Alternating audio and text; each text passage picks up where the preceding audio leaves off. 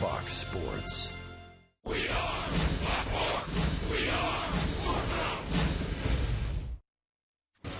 Zone. Last night, another come-from-behind win, and what a relief as the Braves took the series and sent the Brewers packing. Tonight, Troy Tulowitzki is in town, and in case you haven't heard, he's the hottest hitter in all of baseball. Gavin Floyd faces off against the Rockies in the first of a 3-game series. It's a happy Memorial Day weekend, and Braves baseball starts next on Sports South.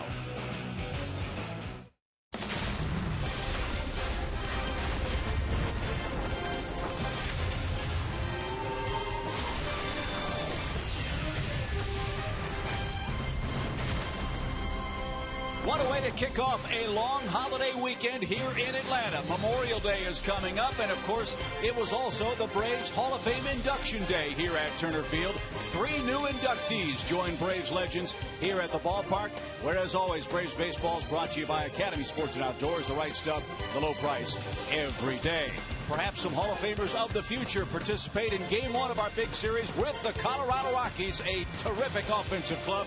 They'll face off with the Braves' terrific pitching staff in what should be a very entertaining weekend of baseball here in downtown Atlanta. Hi again, friends, along with Joe Simpson, Chip Carey. Welcome to Braves baseball. What a wacky series with the Milwaukee Brewers. The Braves took 3 out of 4 from the Brew Crew and now face off against a Colorado Rockies club that's nipping at the heels of the Giants out west. If you just put an H in that wacky thing, there might be a lot of whacking going on in this series. Point. Because the Rockies are in town and these guys can swing the bat. If you want to talk about matchups, it's probably going to be the Colorado bats against the Braves pitching. Colorado leads the world in so many different categories offensively, while the Braves pitchers are leading the world in a lot of different categories. But up and down in their lineup, there are guys, not just Troy Tulowitzki, but other guys hitting 320, 350, driving in a ton of runs. It's going to be a huge challenge for the Atlanta pitchers over the weekend. And the first man out of the chute for the Braves tonight is Gavin Floyd. He's looking for his first win as a Brave. Jordan Lyles takes the ball for Colorado. When we come back to Atlanta, we'll get to our lineups and first pitch. It's the Braves and the Rockies. Game 1 next.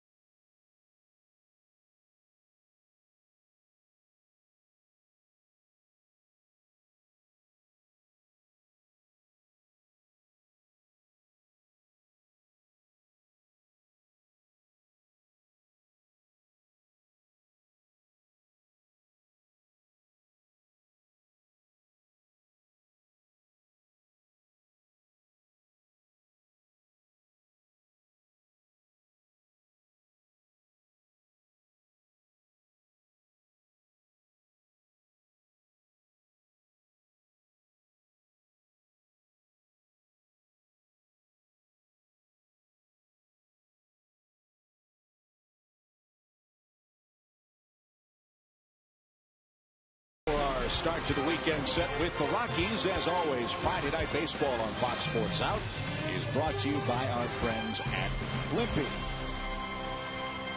This should be a terrific series and a test of the age-old baseball axiom. If good pitching gets out good hitting, then you certainly like the Braves' chances head-to-head against this Colorado offensive juggernaut. The Braves pitching has been outstanding. They lead the major leagues in ERA. Colorado, the best hitting team on the planet. So we'll see what gives in the three-game set tonight. They're playing good baseball, and not just at home. I know their record on the road is 10-14, but they're doing it all with their offense. First in runs, first in average and on base and slugging percentage, second only to Toronto. Now, when you see Toronto, you realize we're talking about major league first, not just national league. So they're on the top of the heap for all 30 teams in the big leagues, with the exception of home runs in their second. So they've done a great job here getting off to a good start. I don't think anybody was thinking they'd be 5 games over 500 at this point in that division, because everybody was talking about the Dodgers and kind of the Giants as an afterthought. Nobody was talking about the Rockies. Well, they're talking about them now, because nobody wants to play this Colorado club in their home ballpark. That's been the case ever since the Rockies joined the National League.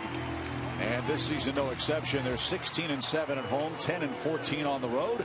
And that's where Gavin Floyd will face them tonight in the first game of the series. Walt Weiss is the Colorado skipper, and his starting nine is presented by Toyota. Look at Troy Tulowitzki's .380 batting average. 8 homers, 18 RBIs, 24 runs in the last 21 games for this Colorado ball club. No Carlos Gonzalez. He's out with a finger problem. Willen Rosario gets the night off. Instead, Jordan Pacheco will be the catcher of Jordan Lyles, tonight's Colorado starter. Keep in mind, too, that they didn't get to town and didn't get to bed till about 5 a.m. after storms delayed their departure from Denver. Gavin Floyd's on the mound for the Braves. This is his 4th start, a .241 ERA, and among the runs that he has allowed, 9, only 5 are earned. So he needs a little better defense played behind him tonight. And you see the 5 walks in 18 2/3 innings. Well, that leads us to the 4 pitching keys to success tonight for Gavin Floyd. Number 1, the magic number is 4 tonight. For the Colorado Rockies, if they score 4 or less runs, they are 6-16. So if you can hold them to 4, you got a real good chance of knocking them off. And no walks. You cannot walk a bunch of people against a team that has such an offensive juggernaut as these guys and give them free base runners, essentially. Here's the defense for Gavin Floyd in game 1 tonight.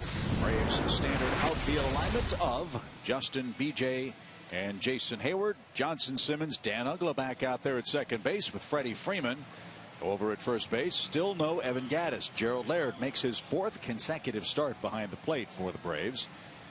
Freddie Gonzalez said before the game he expects to be able to use Evan Gattis and Tyler Pastornicky tonight if the situation warrants that in the opener tonight. That's good.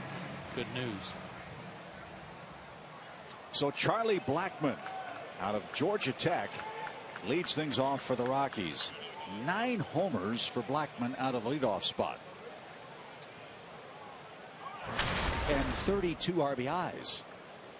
That's an eye-popping number for a number 1 hitter. And Floyd delivers a called strike. And 9 stolen bases if you want to round it all out. Warm, breezy night in Atlanta. 86 degrees. As Blackmon skies one toward left center, B.J. Upton is there.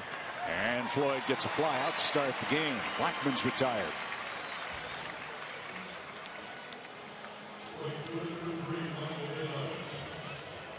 So much is made, quite obviously, of the fact that the Rockies play at altitude. And I think in doing so, you unintentionally, the baseball world that is, unintentionally disrespects the talent of this offensive ball club. Whether they're hitting at mile-high altitude or not, guys like Kadire and Tulowitzki can do an awful lot of damage. And here is Michael Kadire, who, by the way, won the batting title last year. Yes, he did. And they've got guys that have had success in other places and now are in Colorado. So you can't dispel the fact that they were good hitters before they got there. Kadire's one. Justin Morneau, who won an MVP in the American League, is another.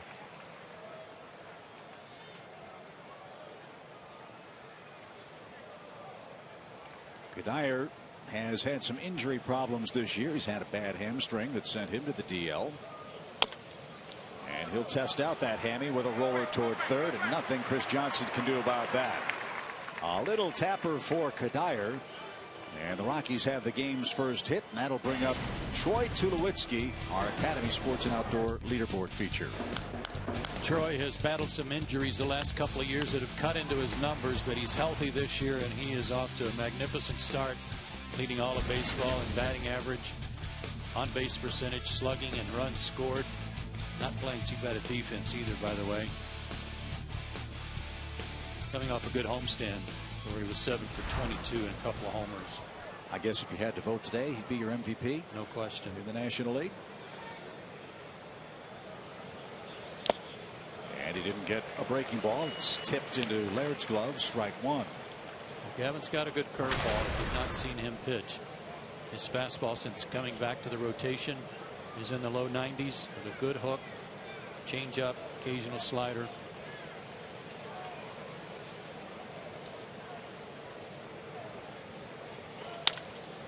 In the air to right. That's playable for Jason Hayward. He makes the grab near the line. Tulowitzki's retired. He's the second out. All of us who've worked in Major League Baseball, Joe, know of times the difficult travel we get to endure. But you've experienced it as a player. What are the legs of the Rockies like, you think, tonight after you said they got to bed about 5 o'clock this morning? I don't know if it's legs as much as it's just that fuzziness mentally, you know, that you just know you didn't get enough rest. You're not quite as sharp. You're not quite as focused as you normally would be, given the fact that they didn't get here till the wee hours. So here's Justin Morneau. Justin Morneau is the man that they are using to replace the retired Tom Hilton.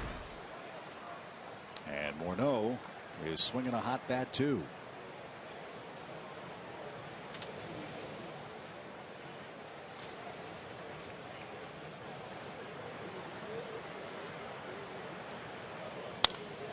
One of the things the Rockies did this winter, and we're going to see Jordan Lyles in the bottom of the first, but they traded Dexter Fowler to Houston to get Jordan Lyles.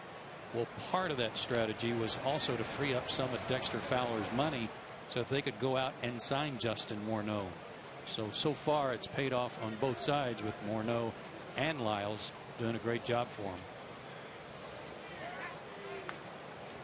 Interesting too that Justin Morneau, a native of Canada, wears the number of Larry Walker, who's also from British Columbia, number 33 for Colorado. No balls, 2 strikes. And another fly ball to right, and right at Jason Hayward. Gavin Floyd navigates a scoreless top of the first inning. Jordan Lyles to face the top of the Braves order here in the first.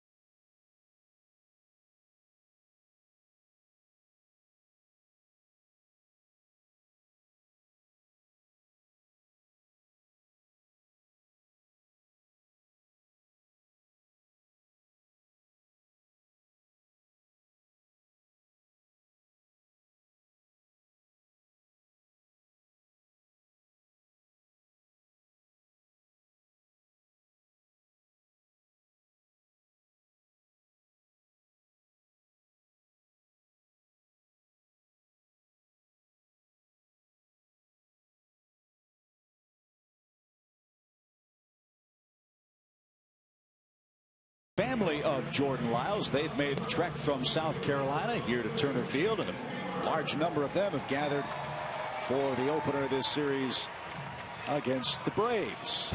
Lyles has been a revelation in rotation for Colorado, and we'll tell you more about that in just a second. Here's the Toyota starting lineup for the Braves. Jason Hayward's riding a 10-game hitting streak. He'll lead things off. Hopefully a parade of hits for Atlanta, riding a hot streak, winning 3 out of their last 4 on the homestand. Jordan Lyles is 23 years old, 6'4", 210, now lives in Columbia, South Carolina. His home and road splits pretty even. In fact, the ERA at home at 3.24, not that much better than what it is on the road. Batting average pretty much the same. He is a ground ball guy. His 4 keys to pitching success tonight include just that. A ground ball guy, good sinker, good slider, and a change of scenery has certainly helped him. Going from Houston to the Rockies in the deal for Dexter Fowler. And his first pitch to Hayward, a 92-mile-an-hour fastball. And now a pop-up left side. Nolan Arenado's a terrific fielding third baseman, and he'll gather that one in for the first Atlanta out of the night. Were you surprised that Houston acquired Dexter Fowler and gave up a young pitcher with the obvious talent of Jordan Lyles? Well, it's obvious now. I mean, this year it hadn't been that obvious for Houston. Last year was 7-9 and had an ERA of 5.6, 19-30 in his career now, but he just hadn't developed into the guy they thought he was going to be when he was a supplemental first-round pick in 08. B.J. Upton tries to split a gap on the first pitch of the night. Big turn. He's trying for 2. The throw is an eyelash late. Hustle double for B.J. Upton.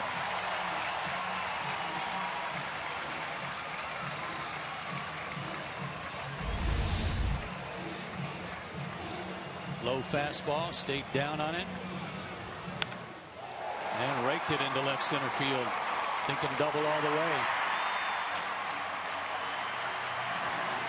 Well, as good as Lyles has been this year, he might be a terrific matchup, Joe, for this offense. We've talked a lot about how this team is a good low ball hitting club. He's throwing sinkers. That might be right in the happy zone for a lot of these hitters. Hopefully that's the case for Freddie Freeman.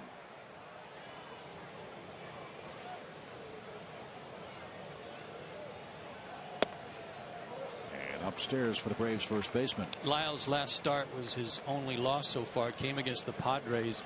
3 1/3 innings, 5 hits, 6 runs, and he walked a career high 6 guys.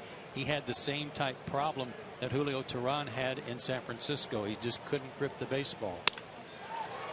That ball took an awkward hop off the mound, and a low throw by Tulowitzki retires Freddie Freeman. B.J. Upton to third with the second out of the inning.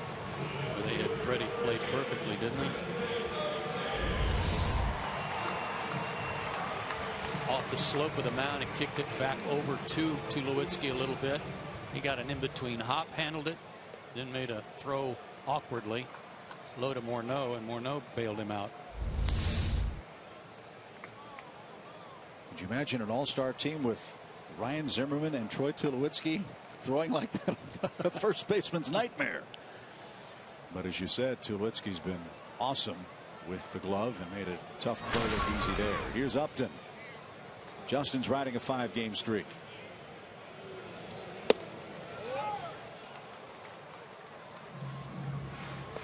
Eight for 17 with 3 homers over those 5 games.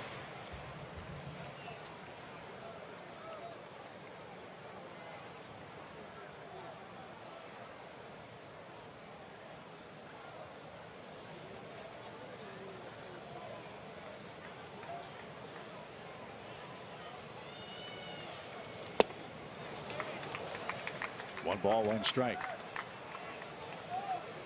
Well, the reason I asked about Lyles for Fowler, I don't know how I'm not second guessing Houston. Don't misunderstand.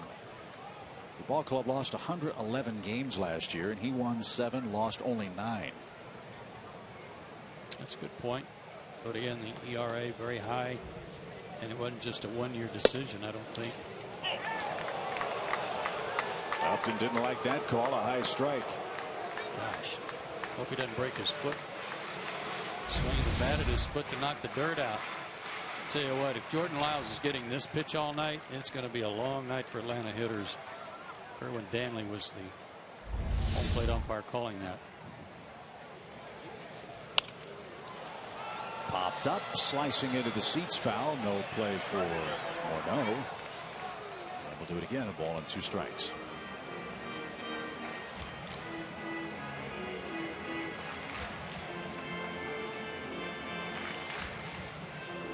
The Rockies begin play 3 games behind the Giants. Their game was suspended yesterday at Coors Field. It will be made up at a later date.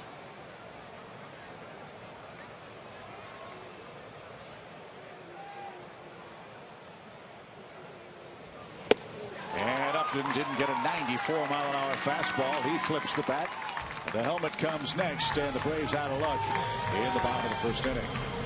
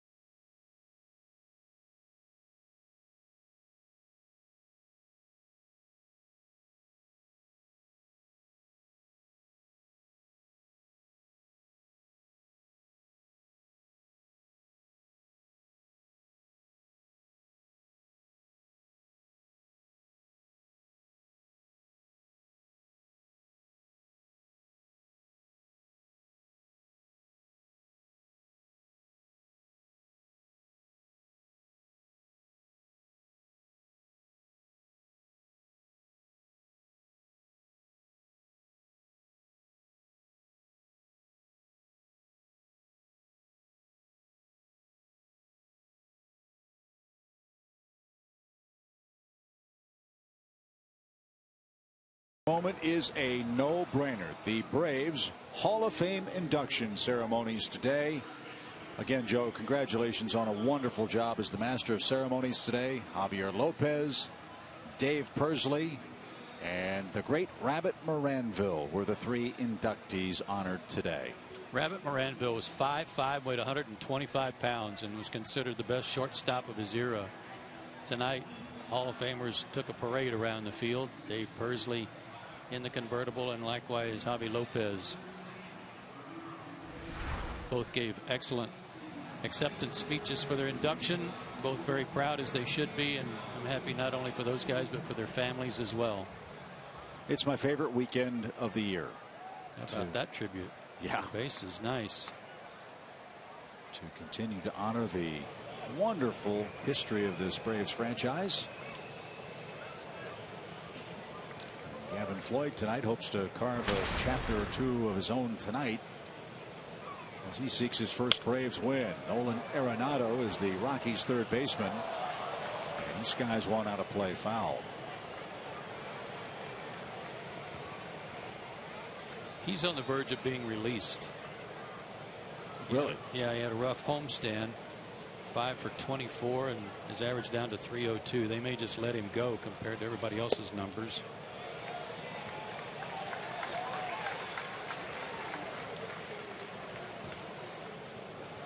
What a good-looking young player this guy is. 17 multi-hit games already for Arenado. He had a long hitting streak earlier this year.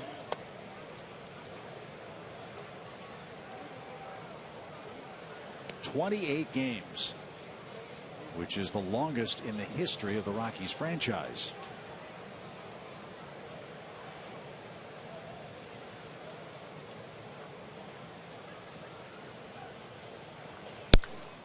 Ripped toward left. Upton on the run. That ball's high off the fence. He's going to think about two. The throw is going to be flipped to Simmons by Ugla and in safely.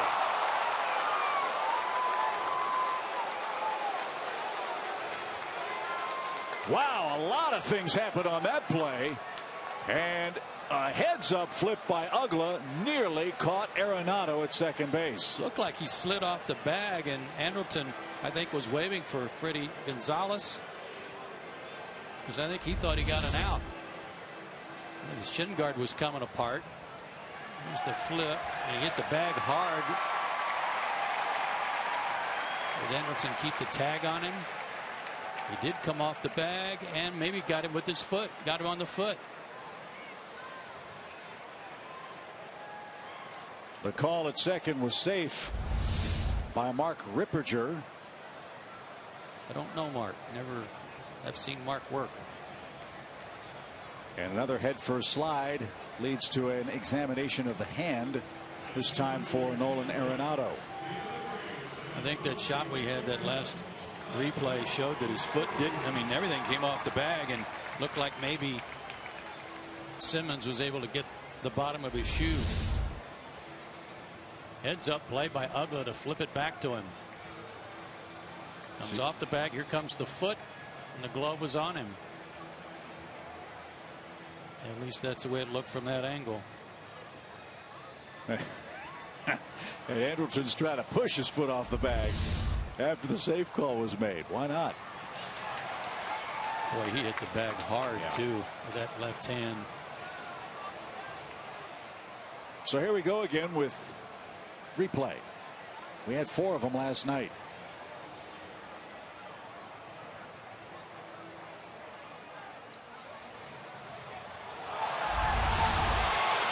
Banks saw the replay that we just saw. It's another angle from our high first camera. Comes the foot. Sure looked like the glove grazed it.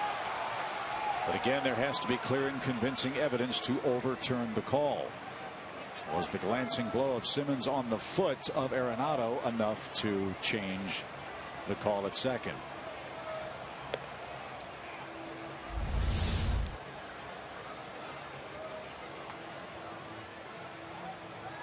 Ironically enough, it was Andrelton Simmons' second inning at bat that led to the first review challenge in last night's game with the Brewers. We won't even get into what happened in the 7th inning, which was a 47-minute inning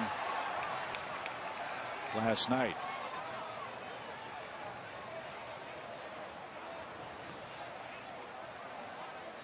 So Horacio Ramirez is the man who gave the signal to Freddie Gonzalez and Carlos Tosca to review this play. And Tom, as we sit and wait, the call at the moment, safe at second and still awaiting the verdict. And Horacio was a busy man last night. Asked Freddie Gonzalez about his role in all these replays and giving him credit for being on the right end of so many of them this season. He said it's not only that he's making the right decision, but he's doing it in pressure-packed moments. The manager only has so much time before he can get out there and decide to challenge the call. And Horacio, so far this season, has been right more often than wrong, and that's been a huge benefit to the Atlanta Braves. Good thought there, Tom, and he's exactly right. And you got to make those decisions quick. But here we are again, Joe. This has taken an awfully long time. John Schuerholz, the Braves president, has talked a lot about not interrupting the pace of the game. But this review, a couple of minutes long, and apparently not enough evidence to change the call at second base. So Arenado is in safely with a double. And the Braves lose their challenge here in the 2nd inning.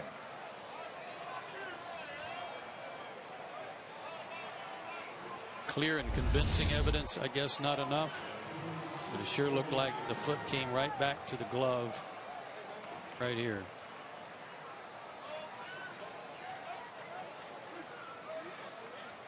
So the call stands. Arenado has his 17th double, and Corey Dickerson's the batter. A 3-minute 48-second review. Too long. Dickerson hitting .343 with 5 homers and 13 knocked in. He's playing in place of Carlos Gonzalez. Rockies outfielder has an index finger problem, but may be in the lineup tomorrow night. And 0-2.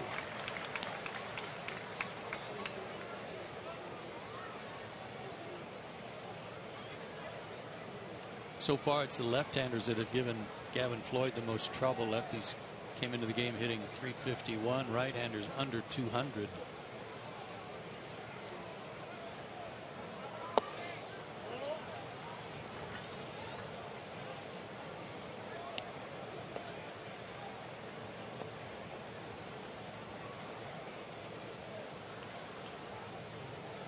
And now a 1-2 pitch coming for Mr. Dickerson.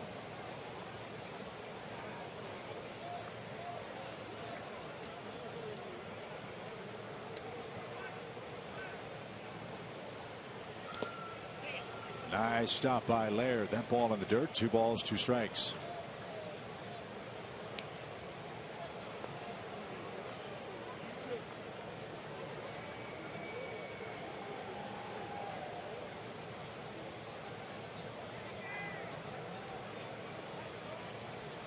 Dickerson's from Mississippi. He was an 8th round pick in 2010 out of Meridian Community College.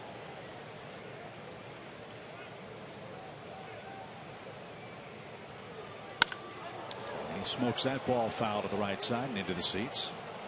How about this season at AAA? Last year he hit .371, 21 doubles, 14 triples, 11 homers, 50 RBIs, 60 runs, 75 games. Oh my goodness.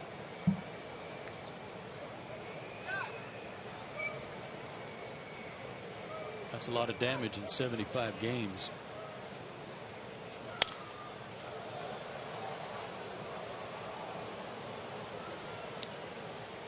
Well, that's good for the Rockies because they needed another hitter. Yeah. How about this one? In 2011, he played in Asheville. 32 homers and 87 RBIs in 106 games. Yeah, there's a lot of altitude there. Yeah. Huh. 2-2. And that's sprayed foul into the seats.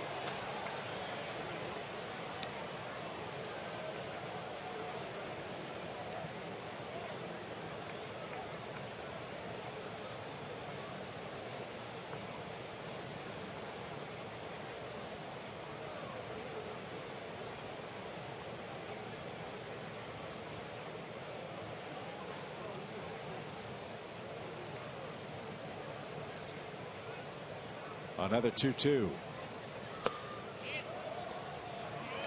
Gavin didn't like that one. Full count now.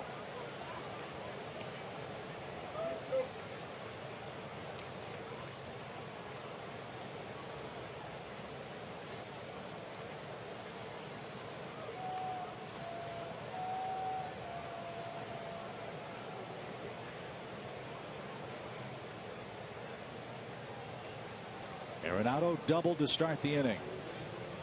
Long at bat for Corey Dickerson with nobody out. And a little dribbler toward the mound.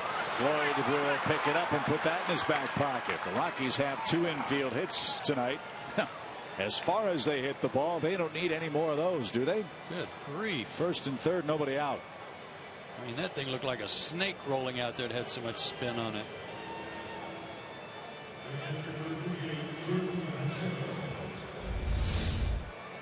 Right off the end of the bat. Well, right off the top of the plate, too. That might have had something to do with it. Did he hit that on the hop? He might have.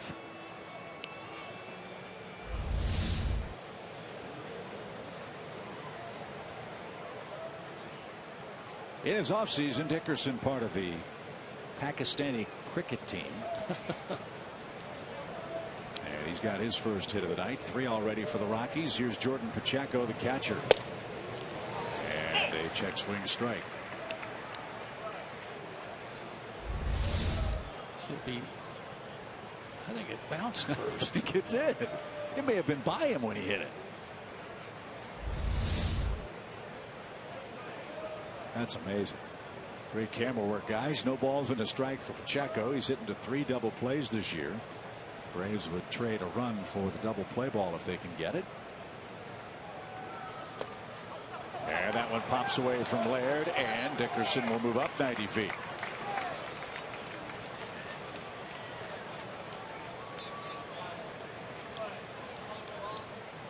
Wild pitch. These are the sort of things that have been happening to Gavin Floyd. You know, that was not going to get it done. Gerald trying to pancake that pitch in the dirt, especially with first and third working. But things like this with the close play at second, looked like it could have been an out. Then the squibber, now the wild pitch. It should have been perhaps a pass ball. Had some tough luck. Bouncing ball left side. Tricky hop for Simmons. He'll fire to first in time. And scoring on the play is Arenado. Pacheco has his 8th RBI. And the Rockies strike first in the second.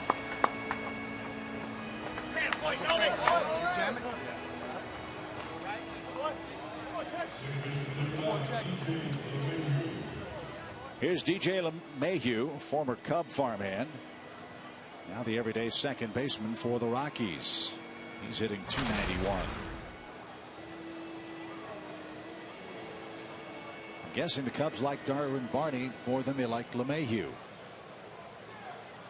So they shipped DJ West. Darwin Barney having a real tough time of it in Chicago. And a strike.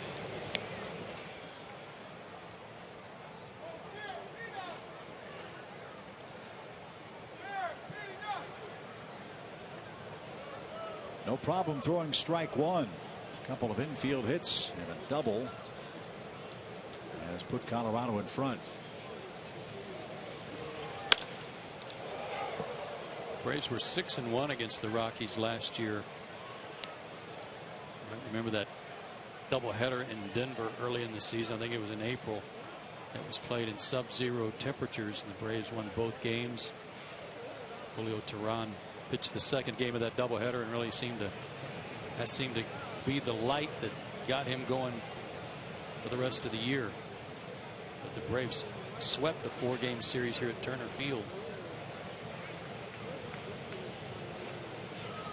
Swing and a miss by LeMahieu. A much needed strikeout for Floyd. And that's Gavin's first of the night. And you mentioned some eye-popping numbers in that Braves sweep here of Colorado. Yeah, the Braves really clobbered them.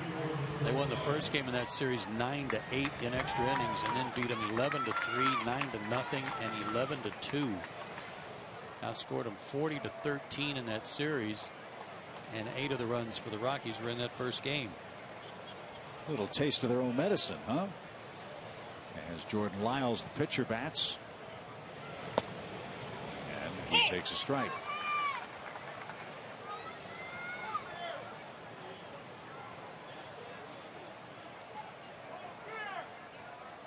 He's hit a homer this year. Why not? Can't be on the team if you don't have at least one.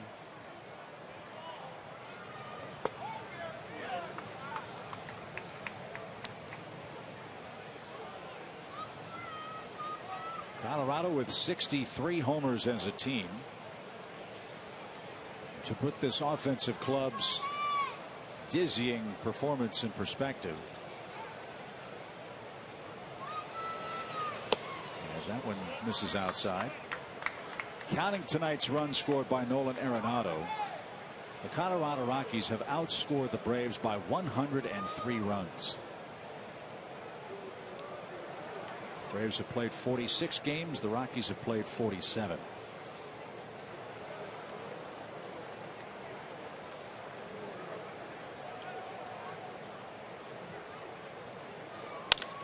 Ground ball to second. Ugla's got it. And all in all, Gavin Floyd, a nice job to limit the damage. He had runners second and third with nobody out and allowed just one Rockies run.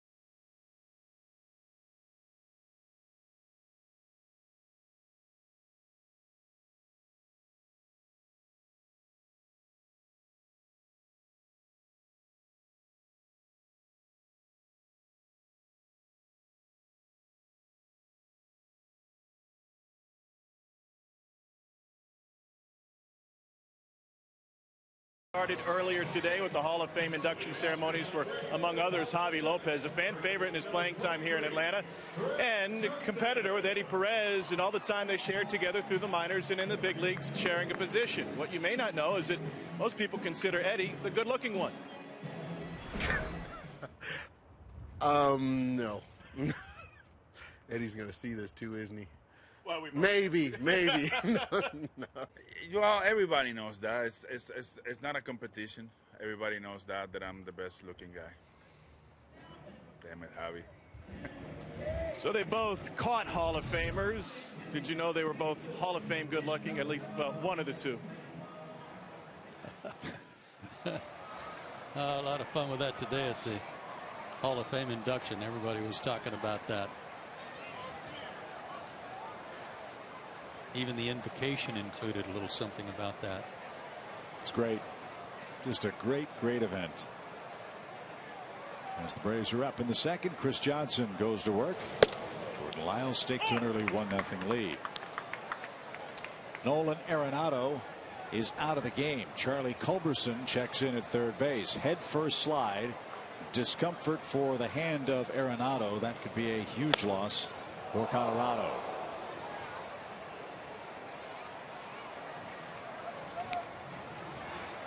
That went right over the top of the protective screen, and folks in about the 12th row got smoked. This is happening with all too much frequency.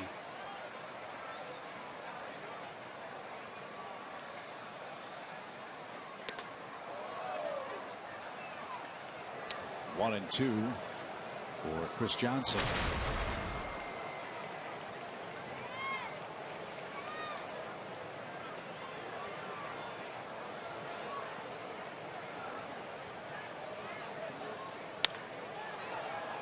That's how to play foul. Jordan Lyles is just a kid. He's 23. He'll be 24 in mid-October. This is already his 4th year in the major leagues. And that's the thing folks have to remember too. He started as a teenager with the Astros. In fact, when he made his big league debut in May of 2011, he was the youngest player in the major leagues.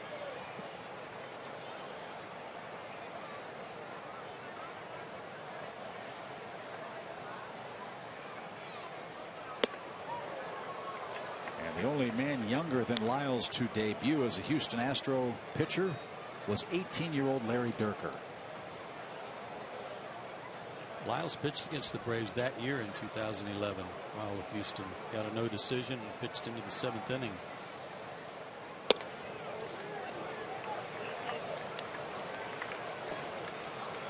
Three balls, 2 strikes.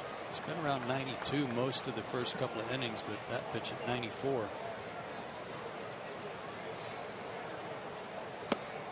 And then a sweeping breaking ball took care of Chris Johnson. That was not a strike. And back-to-back strikeouts for Lyles. One ended the first. That one starts the second. And it started low too.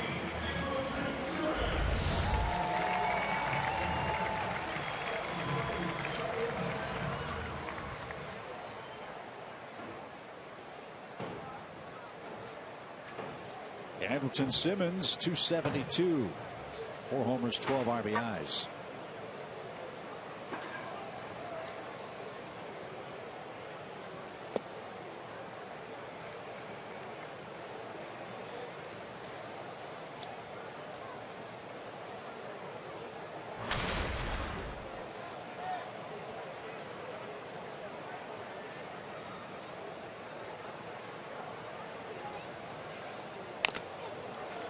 That's fouled at the plate. It's an even count. Lyles started well last year for Houston. He was 3-1 after 9 starts. Ended the season at 7-9. But he's been giving these guys innings. He's 6 out of his 9 starts. He's gone 6 or more innings. And one of the, I don't want to call it a command, but one of the things that they were trying to get their pitchers to do this year was just focus on keeping the ball down. They thought that might make a difference at Coors Field. Not worry about sinker balls or curve balls or any special pitch. Just keep everything down. Focus on that. Well, it's worked. The Rockies this year have induced 45 double play balls by their opponents. There's another ground ball. This one, though, right to the second baseman, LeMahieu. He's got it. And Simmons is retired for out number 2. And it's reflected, Joe, not just in how they've pitched on the road, but at home, too. Remarkably similar ERAs at Coors Field and throughout the rest of the National League. Yeah, that was surprising when we saw that. When the Braves were playing the Brewers, we were given kind of an advanced look on the Rockies and saw that it was actually better at home than on the road. It's been a long time, if ever, that's happened.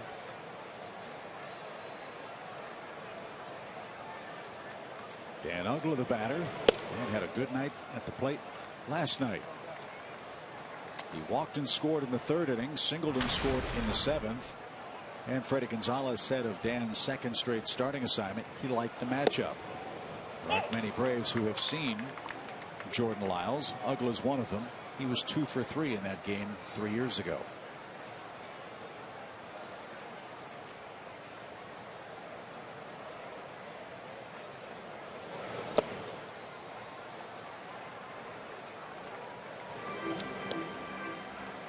You mentioned their double plays. This guy has induced 9 double plays.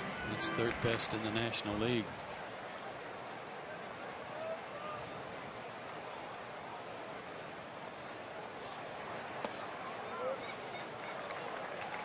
So Dan runs the count now to 3 balls and a strike.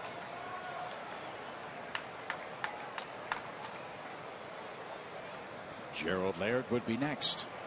Rockies 1, Braves nothing, 2nd inning. That's smoke down the left field line. That'll ricochet off a railing. And it's a full count. That ricocheted down in there in the visiting bullpen, and I think hit that left-hander that Ron Renicky was looking for last night. That's still down there.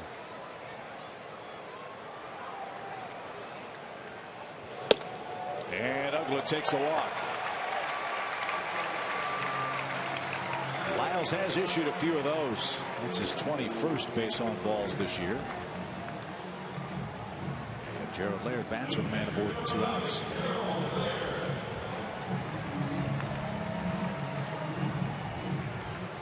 Beautiful night, 86 degrees at first pitch.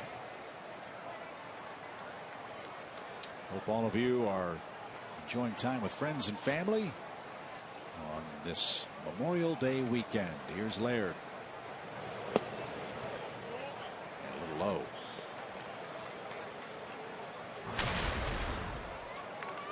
Gerald was the real G money last night. An RBI double in the 7th inning.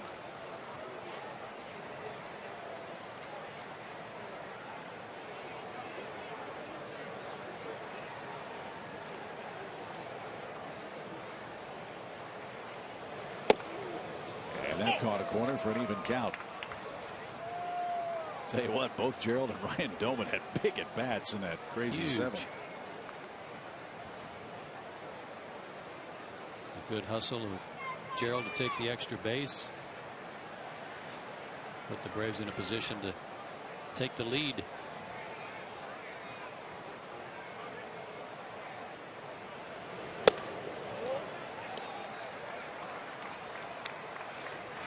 Lost, I think, in the game last night, too, was the job Gerald did in helping Aaron Harang. Aaron would be the first to tell you he wasn't particularly sharp. In fact, his post-game comments, he said he felt great in the bullpen, but when he got to the mound, for whatever reason, his pitches weren't doing what he hoped they would. Yet Gerald helped guide him through 5 1/3 innings, allowing just 4 runs on 9 Brewer hits. And he handled Harang very well, and then the parade of relievers, Thomas, Wood, Carpenter, and Craig Kimbrell, they shut the door on the Brewers the rest of the way. Well, they kept the ball in the ballpark too. There were base runners around, but no long balls to break it open.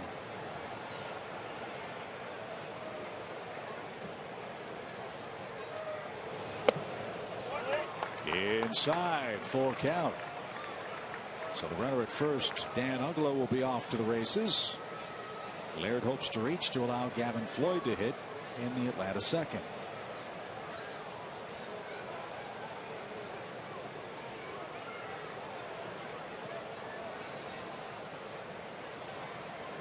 There goes. Line drive left center field. That's going to get down. Oakland can run on his way to third. They're going to green light him. Here comes the relay to Tulo. Throw to the plate. Late. We're tied.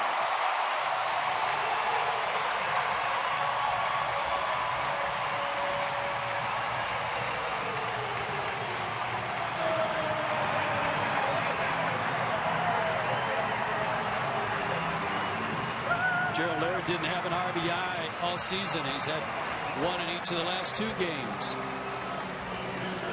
And that double quickly ties the game back up for Gavin Floyd. Fastball away, and boy, he stayed on top of it. Drove it into left center. Dan on the run can really cut the corners. He's one of the better base runners on the team. Took a look over his shoulder. Maybe thought he was going to have an easy time of it and had to pick it up again. A little roller back to the mound by Gavin Floyd, but Gerald Laird was money again for Atlanta. Joe said it. Every time he plays, he does something to help you win a game. His RBI double ties it at 1.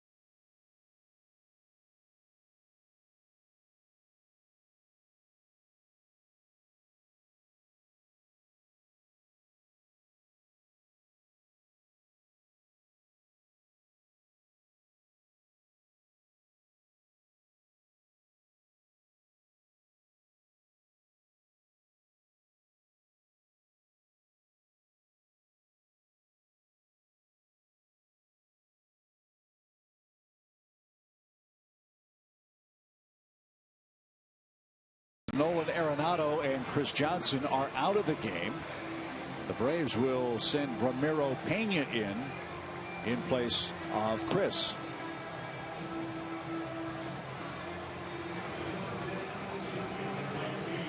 I don't know what happened.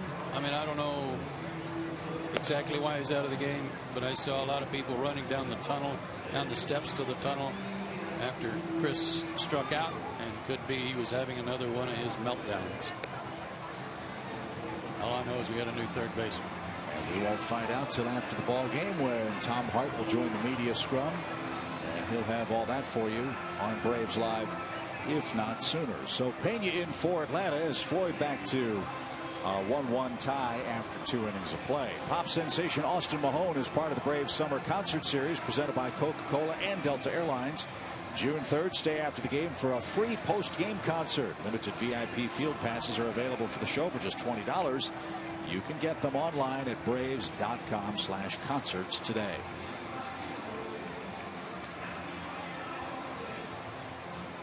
While we have a minute, want to pass along congratulations to our colleague Jim Powell, voice of the Braves on Braves Radio.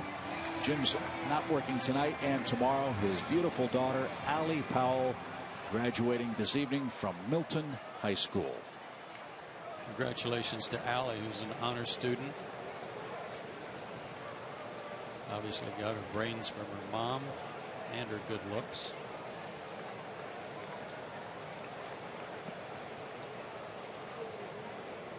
So enjoy the weekend, Miss Powell.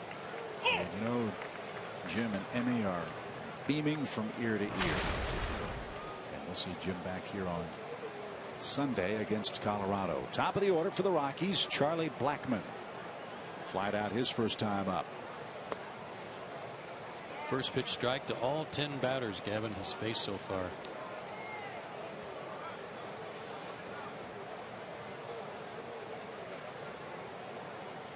Seems to me a couple of years ago, this kid in the batter's box was a man the Braves might have been trying to acquire. Swing and a miss. Rockies had Dexter Fowler. They thought Dexter was on the upswing. He was going to be their everyday guy for years to come. No place for Blackmon to play. The Braves were looking for a center fielder. Yeah, ironically, Dexter Fowler's from Milton High School also. And Blackmon went to Georgia Tech. And downstairs, 2 balls, 2 strikes. Blackmon was playing here a couple of years ago. I think it was 2011 when he'd gotten called up. Turner Field was not kind to him. He broke a bone in his foot while running the bases and rounded second, went down in a heap. And Floyd just struck him out. Good start to the 3rd inning. Gavin Floyd's 2nd punch out of the game. And a hot hitter is 0 for 2 tonight. It's kind of a similar pitch to the one that Chris Johnson struck out on. Kind of a low slider, a low sweeping slider. Not too high off the ground.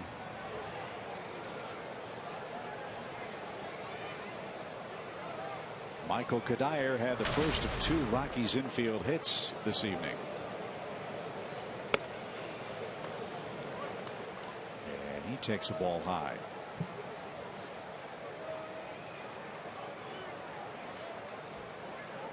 That is the first pitch miss for Gavin Floyd tonight. And Kadire didn't miss that one. He hammers it deep to left. Upton up against the wall is there. Right at the 380 sign. Kadire's retired for the 2nd out.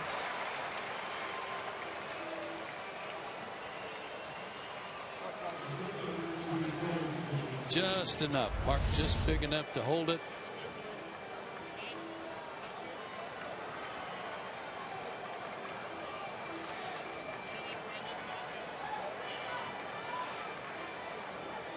And I know what you're thinking at home. Yes, it would have been a homer at Coors Field. 2 outs. And 5 straight retired by Floyd. Here's Tulowitzki.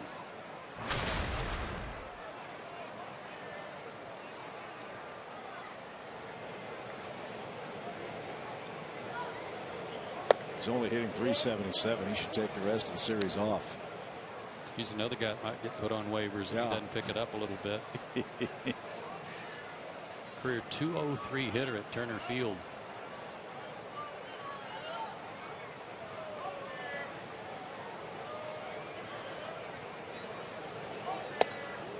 A couple of years ago, Tulowitzki had a remarkable year, another remarkable year for Colorado. He became the 2nd National League shortstop with a 30-homer, 100 RBI season. The only other shortstop to do that was Ernie Banks. Turned the trick 5 times with the Cubs.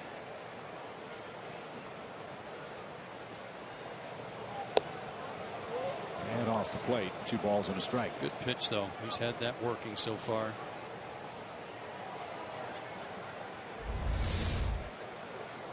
PNC pitching performance pitch tracks, Fox tracks, monitoring the tracks of that baseball, showed it just off the plate. That one was off the plate too, but Tulowitzki swung through it. 2 balls, 2 strikes. Tulowitzki had a serious injury in 2012, a core injury to his left groin, diagnosed as hockey baseball pitcher syndrome. It required surgery. He played just 47 games 2 seasons ago.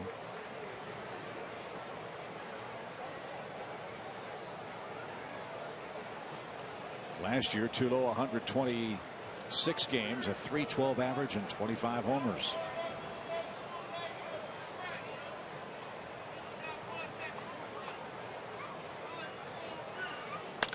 To the right side, Freeman off the heel of his glove. Floyd to the bag. Nice play at both ends. And Colorado's retired in order in the top of the 3rd inning. 6 up, 6 down for Gavin Floyd. The top of the Atlanta order goes to work in a tie game at home.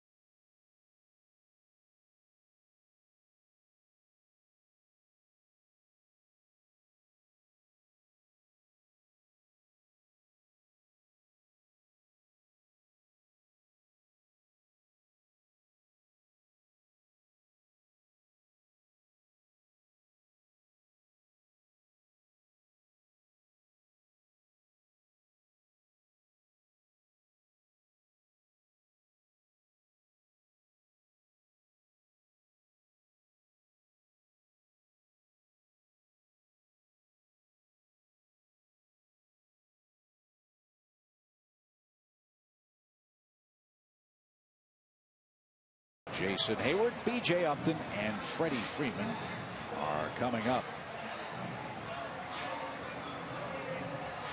Great crowd on a Friday night in Atlanta. The Rockies in town. We've got fireworks. We've got a big holiday weekend. 2 more with the Rockies, 2 with the Red Sox Monday and Tuesday. And then we hit the road for 5 games.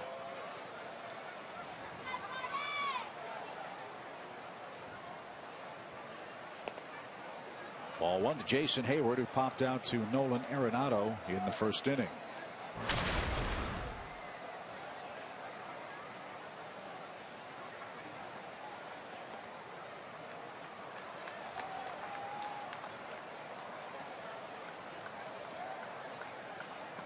This could be a very profitable night for the Braves if they can win tonight's game. The Phillies are losing. The Nationals are losing. The Mets are losing. And the Miamis are losing. It's like Milwaukee's taking out a little bit of frustration on the Marlins.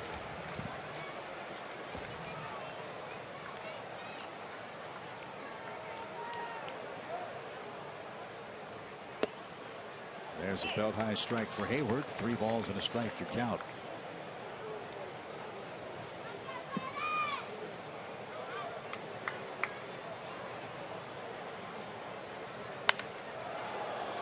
A little late, and a full count.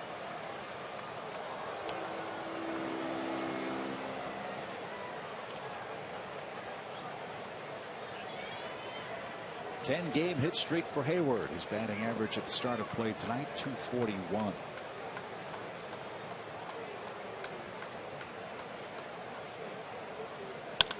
And a line drive into right field. Good at bat for Hayward. He worked the count full and stands at first with the 3rd Braves hit of the game. 11 straight games for Jason. Fastball right in the heart of the plate. Didn't want to walk him, and Jason didn't miss it.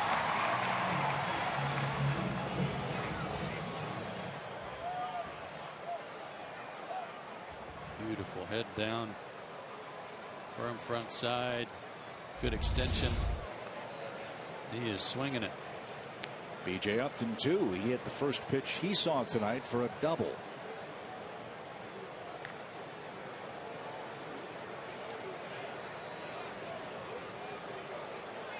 Keep an eye on Hayward. He's got 8 stolen bases this year. Braves have been running more frequently this season. 23 steals as a club. Didn't show a bunt, took inside. 1 ball, no strikes. Pacheco is the backup catch to William Rosario. He is 1 out of 8 catching base stealers.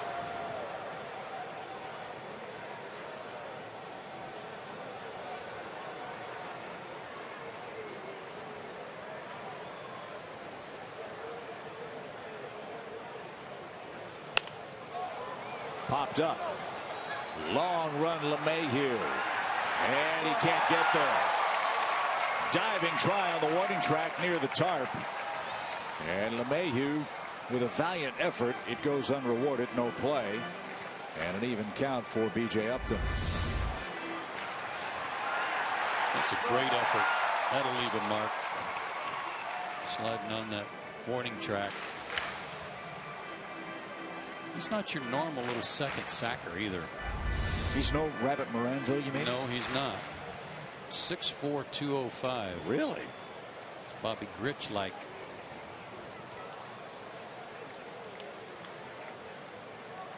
Torn pants, scraped elbow. And that got him a good try. I think that's what LeMahieu means in French. It could be. Is he from Louisiana? I want to say he is out of Louisiana State, but I may be confusing him with someone else. But it may very well be Cajun for good effort.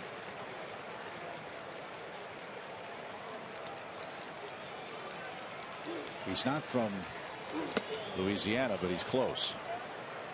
Bloomfield Hills, Michigan. Yeah, well, his family was transferred up there.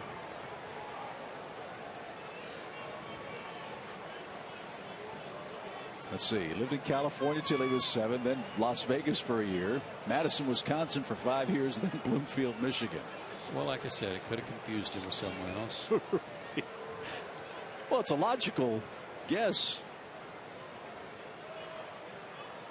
But he did go to LSU. Okay. I'm not. Well, you've been saving that? I just want to make you sweat. Just a little bit. 2 balls, 2 strikes. Deep short, Tulowitzki. Jump throw to second. LeMahieu the turn and a close play. Upton nearly out at first. I didn't think they had a chance to make that close. But Hayward forced at second. 1 out for Freeman. Roy Tulowitzki's 6'4" also. Great big guy. Too far to go. Too big a turn to have to get 2 guys there. And LeMahieu having to throw flat-footed, that didn't help him either. So you're talking about California, Las Vegas, Wisconsin, and you just weren't even going to drop the LSU on me, were you? It's an SEC thing. You're sandbagging me. Big shift on for Freddie Freeman. And he tries to spoil the shift. He's going to dump one into center field, and the Braves have 2 on with 1 out. That's something we've noticed on this homestand, right? Braves have done an excellent job of hitting the ball the other way. No question.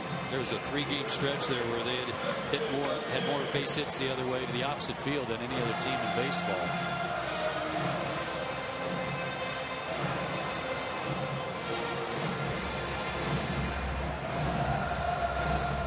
We'll see if that changes the defensive strategies of Walt Weiss when Freeman comes up again. Now they've got a tangle with Justin Upton. 8 hits in his last 18 at bats. He was not too happy with a second strike call by Kerwin Danley in his last at bat. Justin struck out to end the Braves' first.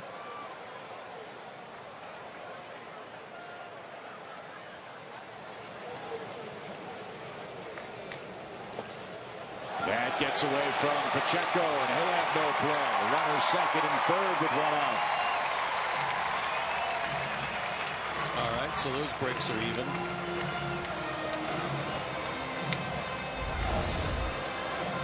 And we ruled a wild pitch, breaking ball in the dirt.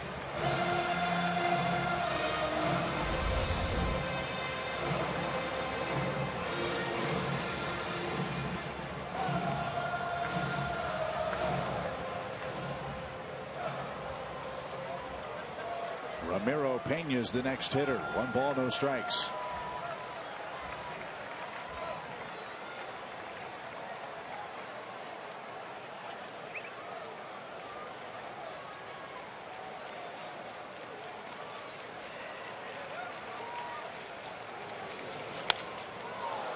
Upton looked to take a shot at right field. Boy, he waited on that pitch for a long time, let it travel pretty deep.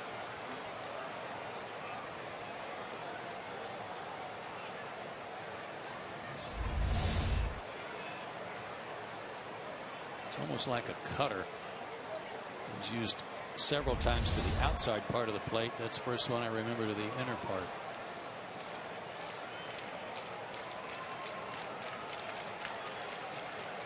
Big gap in left center and down the left field line for Upton. And back to the screen again. 1 ball, 2 strikes. Right guy in the right spot for Atlanta here in the home third. Justin Upton has been devastatingly good on his home field. A .386 average, 9 homers, 19 runs batted in. Great numbers against the Rockies in his career too, from his time in Arizona. A batting average just under 319 career homers.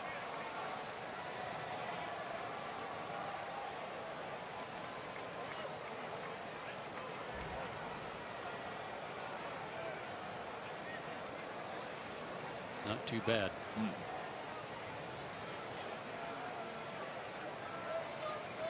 Infield comes charging in with a 1-2 count, and outside 2-2. How about that play? We haven't seen that much against Braves hitters this year. No, and it's very distracting as a hitter too, and you see those guys marching in on you ahead in the count, hoping to get a ground ball and cut that run off at the plate. Let's see if they do it again. Yep. Oh, and flinch. Upton got the benefit of that call. Full count. I don't know if Justin forgot the count, thought it was ball 4 and was about to walk, or if he was walking to the dugout because he knew it was strike 3 and said, "Oh, I got a break there." Huge break.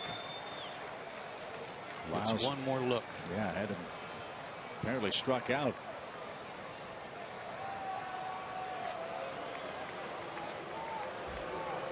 Now Pacheco wants to make sure the young 23-year-old Jordan Lyles doesn't blow a gasket here.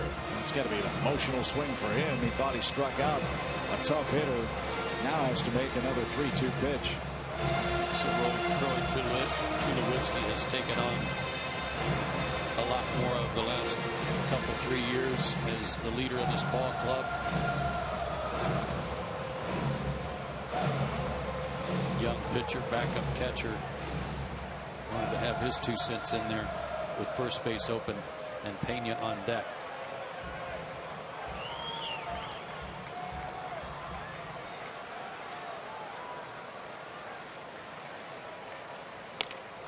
Infield came charging in. Tulowitzki will have only one play, and he'll make it to first base. Upton got jammed, but he hit it in a perfect spot to bring home B.J. Upton with the go-ahead run for Atlanta. It's a 2-1 score. It didn't look like he fielded that ball cleanly. It didn't come out of his glove, but going on contact, B.J. got a good jump here, and wisely Tulowitzki got the out. Not sure he could get B.J. at the plate, and the wild pitch certainly played a part. So after Chris Johnson's meltdown in the second inning, he's taken out of the lineup. Ramiro Pena's first at bat comes here in the third.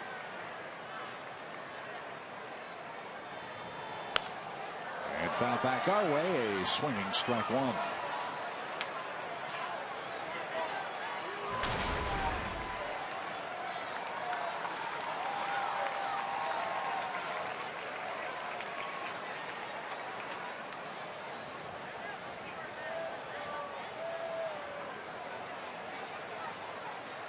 Freeman at second after a single and a wild pitch.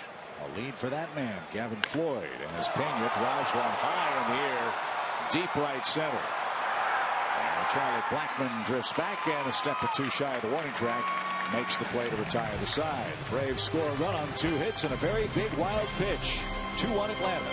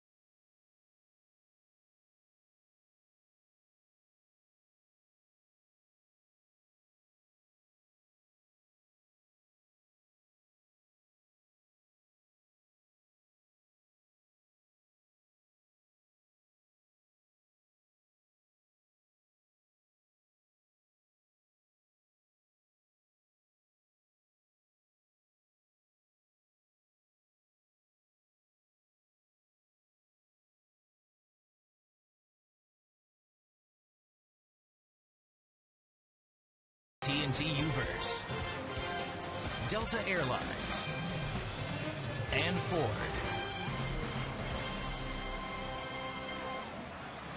2-1 Braves as we move to the fourth inning. Tonight, our first look at the second place Colorado Rockies from the National League's Western Division. The start of summer sale will begin this Saturday and Sunday. Save $10 on outfield seats to see the Braves and Red Sox this Tuesday. Seats are limited. Get your tickets now at braves.com/summerstart starting tomorrow. Red Sox are having some tough times. That could be good news for the Braves. Boston has lost 7 consecutive games. They're 6 games under 500, and they're 5 behind the first place Toronto Blue Jays. Red Sox have had a few injuries bite them too. John Lester had an awful time in his last start. Felix Dubront, a starting pitcher, injured his arm on a car door up in Boston. He's on the DL.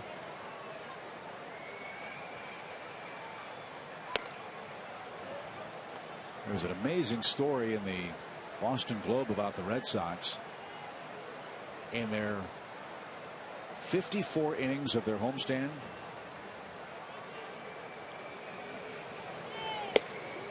the Boston Red Sox led for 1/2 inning. Oh my. That didn't make the locals happy. No.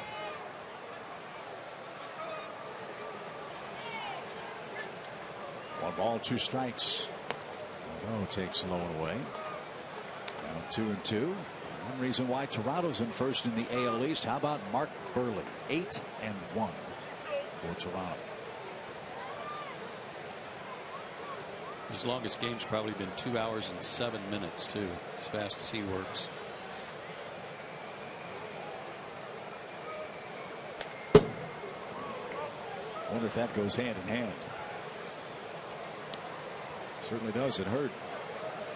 There's Morneau battling here. Floyd up to 50 pitches. And his first 1, 2, 3 in the third. He set down 6 straight Rockies batters. He started the night 10 for 10 and strike 1 to the Colorado batsman. And now a full count.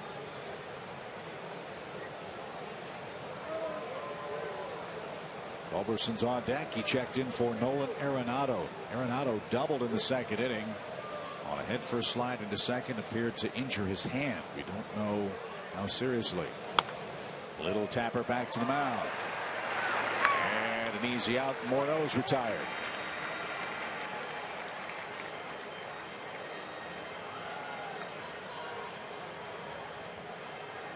So here's Culberson. Dan.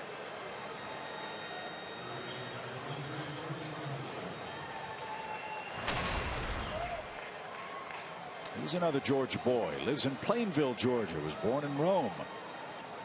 And he's the man the Rockies got from the Giants for Marco Scutaro at the deadline in 2012. Worked out great for the Giants because Scutaro got red hot.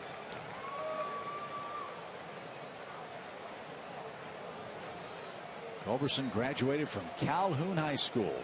His dad Charles was a 16th round pick by the Giants way back in 1984.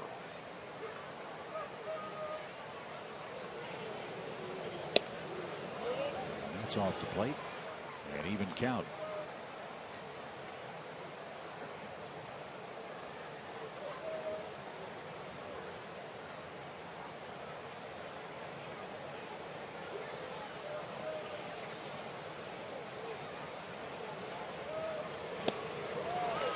There's that good breaking ball from Gavin Floyd. A ball and 2 strikes. And he's getting a chance to pitch with the lead. Liable to see some real good pitches. That one was up, but far enough away from Culberson he couldn't catch it. Sorry, Charlie. He's out number 2. Floyd paints a corner. That's his 3rd strikeout. And he set down 8 consecutive. perfect spot, down and away. Nice job of framing it by Gerald Laird.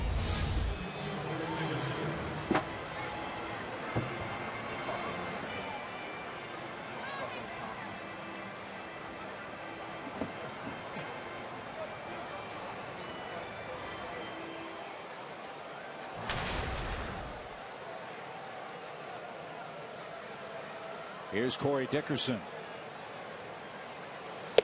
He had an infield squibber that just snaked past Gavin Floyd between the mound and third base. Yeah, that we believe he hit on the first hop.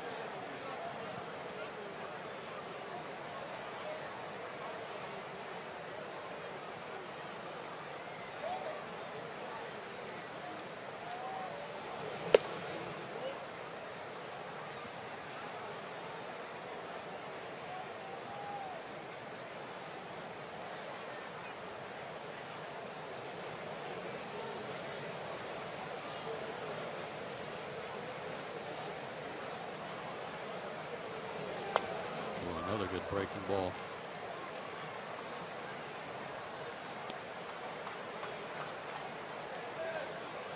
Before this guy got his squibber hit, he was fouling off some pretty good pitches to stay alive before he hit his one hopper. The pitch, that is.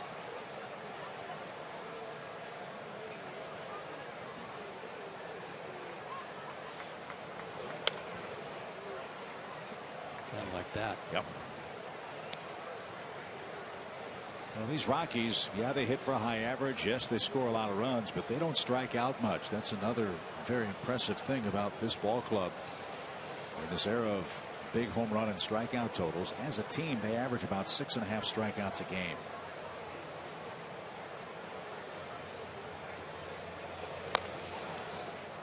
And I think you're seeing evidence of that from this man Dickerson. Another foul ball. Good lesson to learn. If you play 81 games at Coors Field, put it in play with that gigantic pasture to cover. A lot of good things can happen.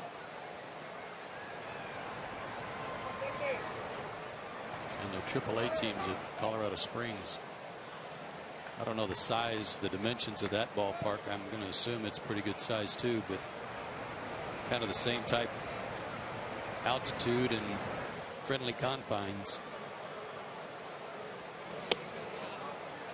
Way high, 2 balls, 2 strikes.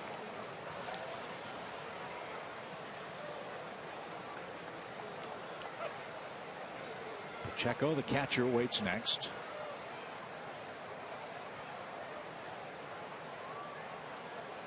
Base is empty and a 2-2 count coming.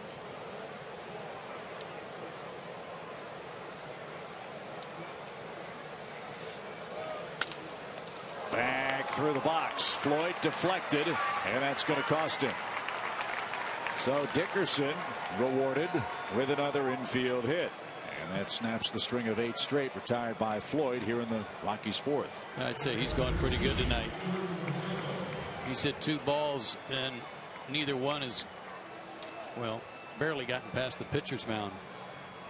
Caught a break there that one went off of Gavin's glove.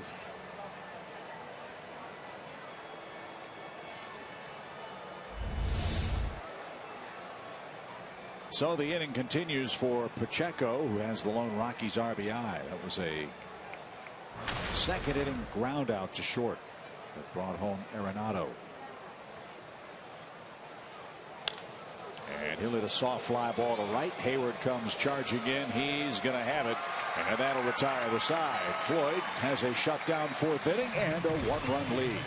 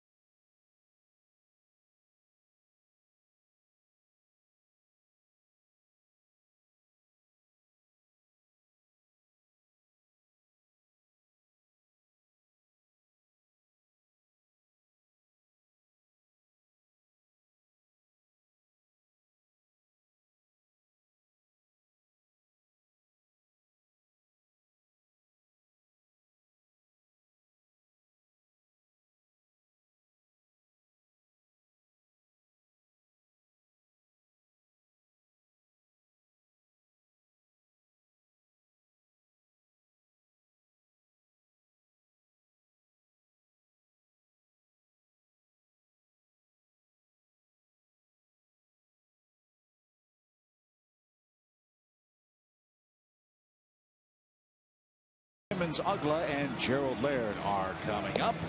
And it's trivia time. As always, our trivia question brought to you by our friends at AT&T Uverse. Troy Tulowitzki leads the National League with 13 homers this year. Name the last Rocky to lead the league in homers. Oh, my goodness.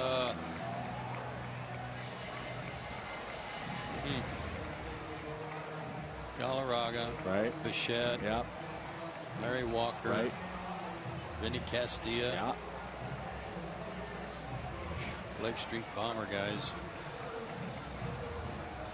Has it been more recent than that, you think? Could be. Remember a couple of years ago, the Rockies went to the World Series against the Red Sox. Think about that squad. Matt Holliday. Yep. Safer out. He was eventually out. One ball, those strikes for Andrelton Simmons. As the Braves through the lineup a second time now against Jordan Lyles, who's 5-1 this year for the Rockies. His first loss came in his last start.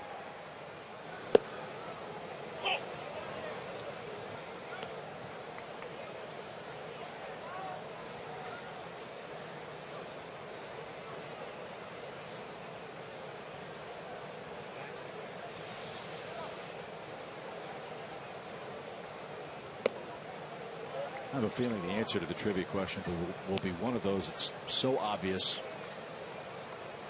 that we'll kick ourselves. We'll feel like we've been hit in the head with a tack hammer.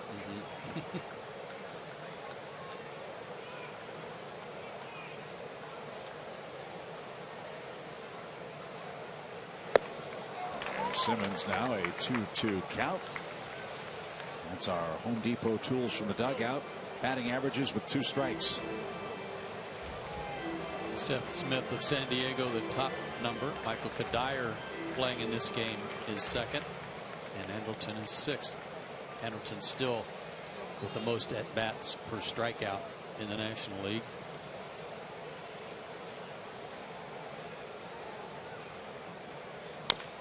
Little tapper. Culberson charges, throws on the run. He got Simmons by a step. Good play. And there's out number 1 in the Braves' 4th.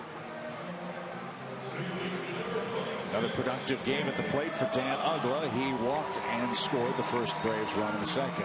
And hit a ball really hard into their bullpen.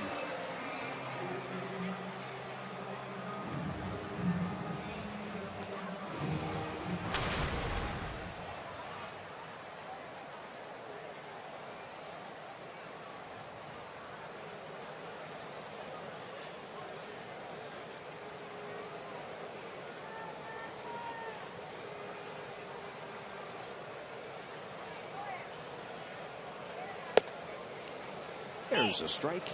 It's 0-1. Just past 9 o'clock in Atlanta. Braves and Rockies open a 3-game set from Turner Field.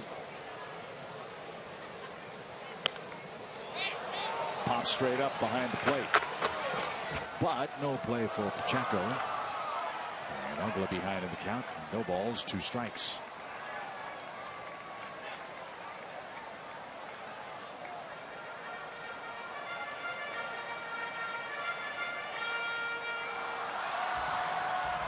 See the throwing hand of Jordan Pacheco, the fingernails painted orange, kind of a fluorescent orange.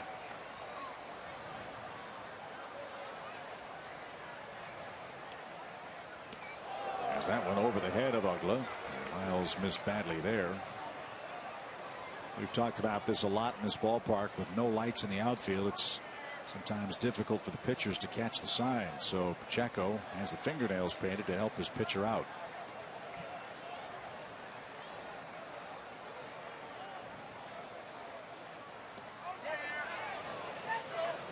And Dan couldn't check his swing that time, and he struck out.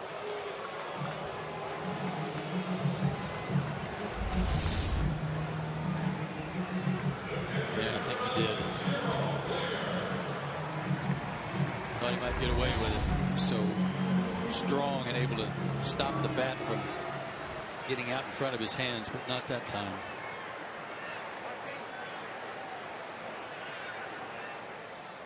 2 up, 2 down for Laird. RBI double for Gerald tonight. So 2 RBIs in as many games for the Braves catcher.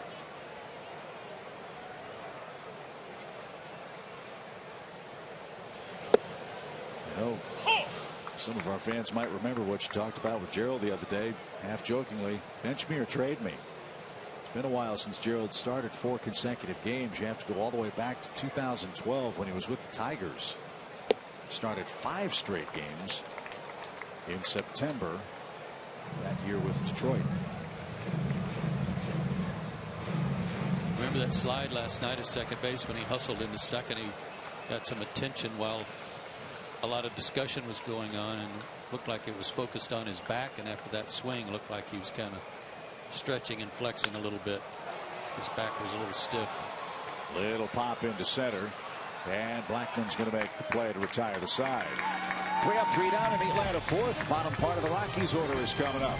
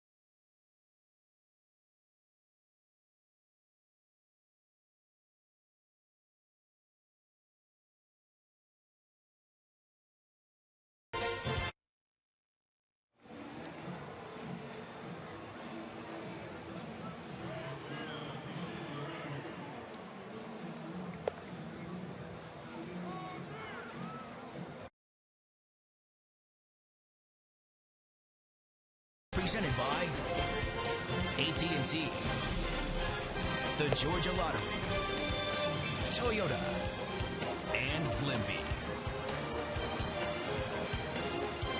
Friday night for baseball in Atlanta. The Braves lead the Rockies 2-1. That's your score.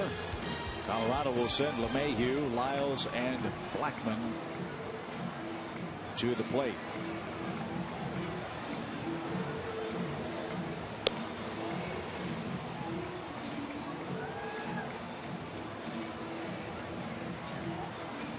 Good crowd on a gorgeous Friday night. As the Braves trying to make some hay in the National League West. Boy, they didn't have much luck against the San Francisco Giants, the lone team we faced out west. No, that didn't go so good. Giants beat the Braves 5 out of 6 games this year. And we will see this Colorado club as a shot off Pena deflects to Simmons. Long throw. How about that break? The old 5-6-3 ricochet play takes care of DJ LeMahieu. You know, when somebody hits one that hard to you, you got to know how to ricochet it. You got to know your teammates, and you got to just kind of slow it down just enough for your teammate to be able to handle it on our Zaxby's indescribably good play. Think that'll be seen anywhere on highlights later tonight? Pretty good chance. Like on Braves Live? Pretty good chance. Yeah.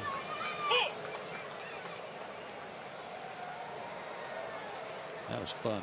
So ricochet LeMahieu in French means bad luck for the LSU guy. Ricochet, though, was a pretty good singer, wasn't he?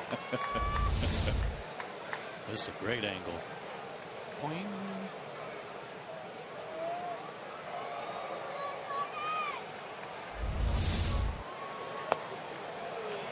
A little more luck for Gavin Floyd, who's behind the pitcher Jordan Lyles. 2 balls and a strike.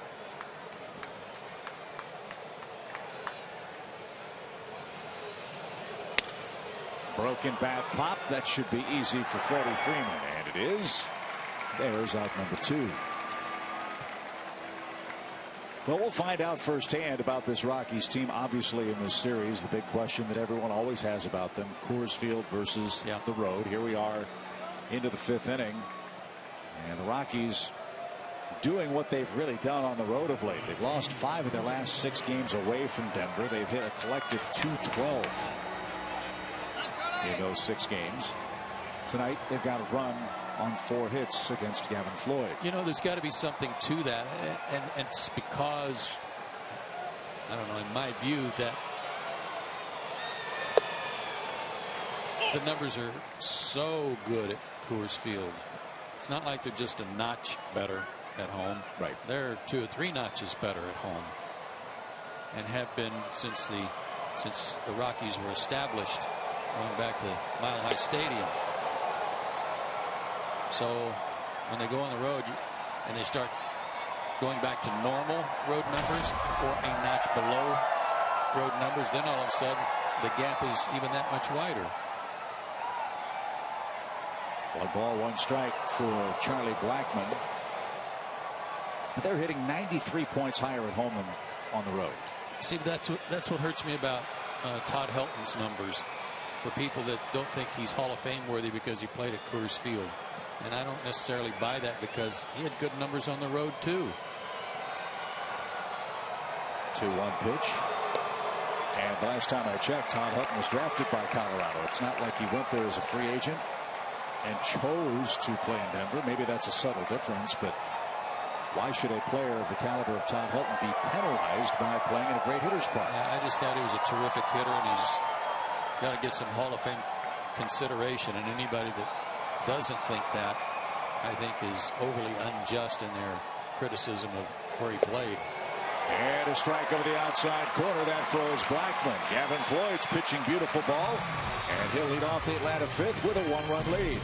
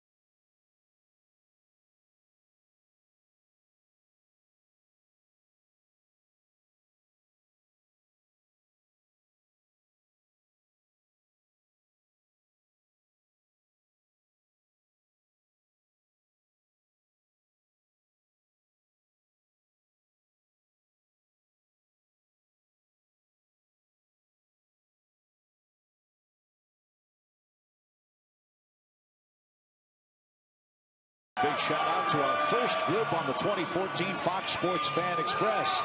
The Walhalla High School from South Carolina is here on an end of school year trip to see the Braves. And you too can travel like a VIP to a Braves game aboard the Fox Sports Fan Express. It's complimentary, courtesy of Fox Sports, when your group buys a Braves Fan Express ticket package. Book that package today at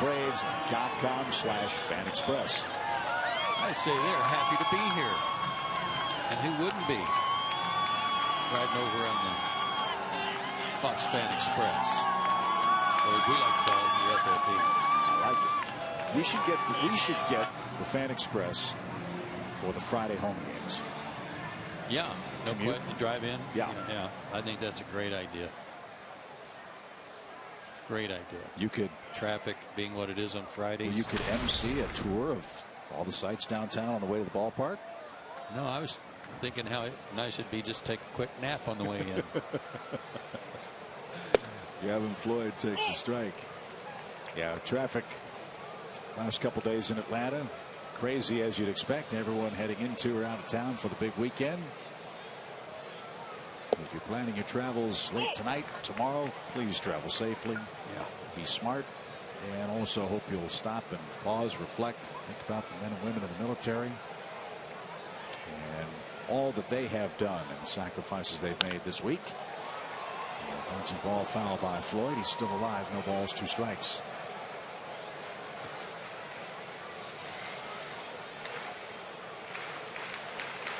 Gavin's got a good thing going tonight. He has struck out 4 Rockies. He's held it to 4 hits. The Braves have given him a 1-run lead.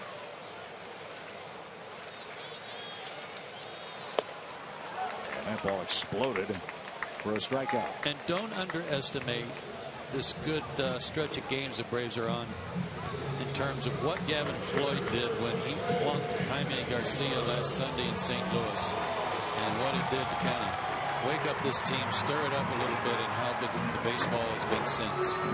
Braves have won 4 out of 5 since that plunking up in St. Louis, I believe.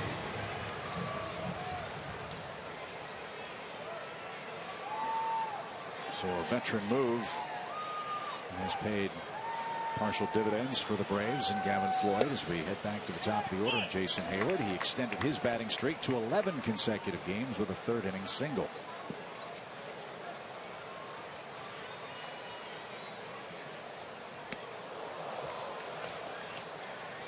Way upstairs and away. 1 ball, 1 strike.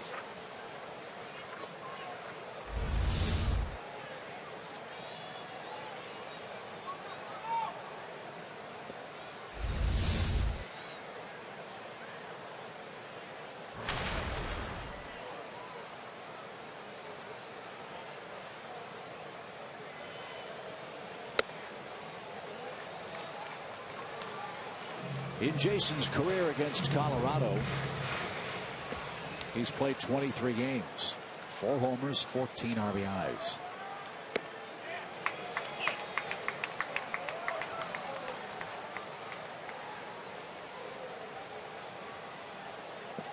He's also scored 19 runs. That's the 3rd highest total among the active players on the Braves roster. He's going to be retired on strikes here in the 5th. Back-to-back punch-outs for Lyles, who has 5 of them now.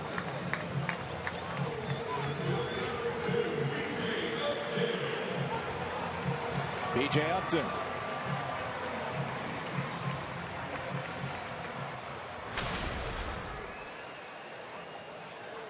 Season high in strikeouts for Lyles is 8 in 6 innings at Cincinnati.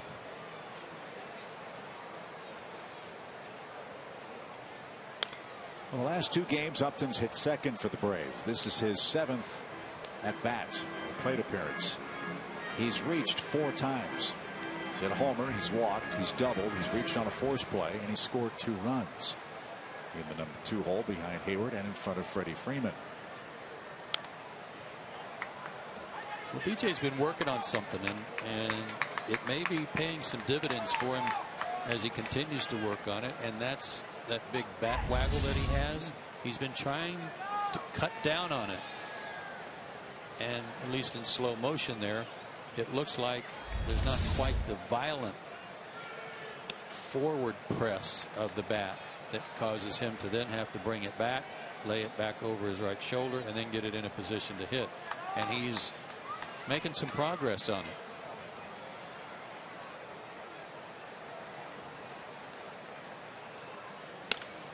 Little looper into center, and Upton's got a 2-hit game. It's something they've been working on since he got here to try to take some of it out. But he actually came in the other day and said he'd thought about it and thought he had something that might work and help him take some of that away. So, you know, a 2-hit night for B.J. Upton makes Greg Walker happy. The Braves hitting coach looking on as Atlanta has its 5th hit. And now Freddie Freeman is the batter.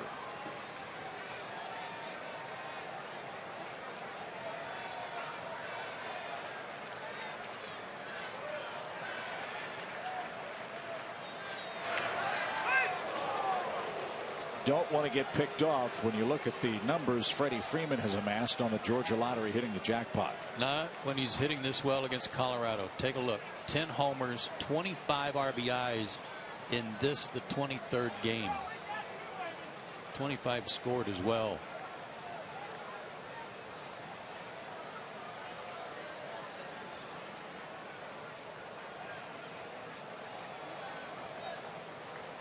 And remember, Tulowitzki made a good play on him his first time up. And the ball skipped off the side of the mound, or he might have had a hit there.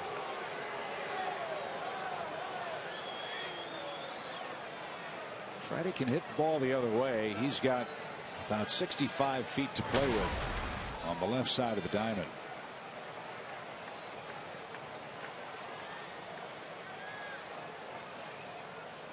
Good lead at first for BJ. He's running. The pitch is outside. Pacheco's throw is going. Going to bounce off Upton and backed up nicely. Culbertson was behind the bag. And yeah, you had a good idea. If that skips away, it'd be a race to the third base bag with Tulowitzki. Yeah, it just pop up, keep going. Nobody at third base. Good crossover step. Bad throw it. I don't know if that got BJ or if it got some glove.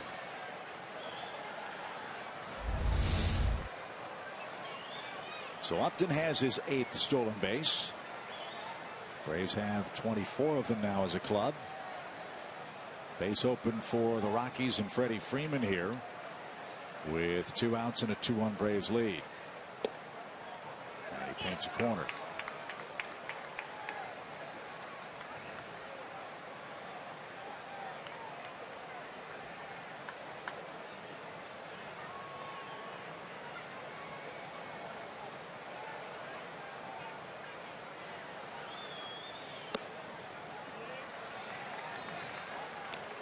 Be interesting to see how they pitch him now. That pitch was way up out of the zone, but since they can't put a shift on with a runner at second, they've got to have somebody over there to cover third.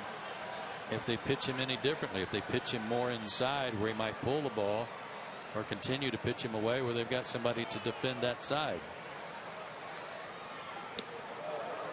That might be your answer. That answers one question. But it really is pick your poison, because you got Upton, who's been so good at home, waiting on deck. Right.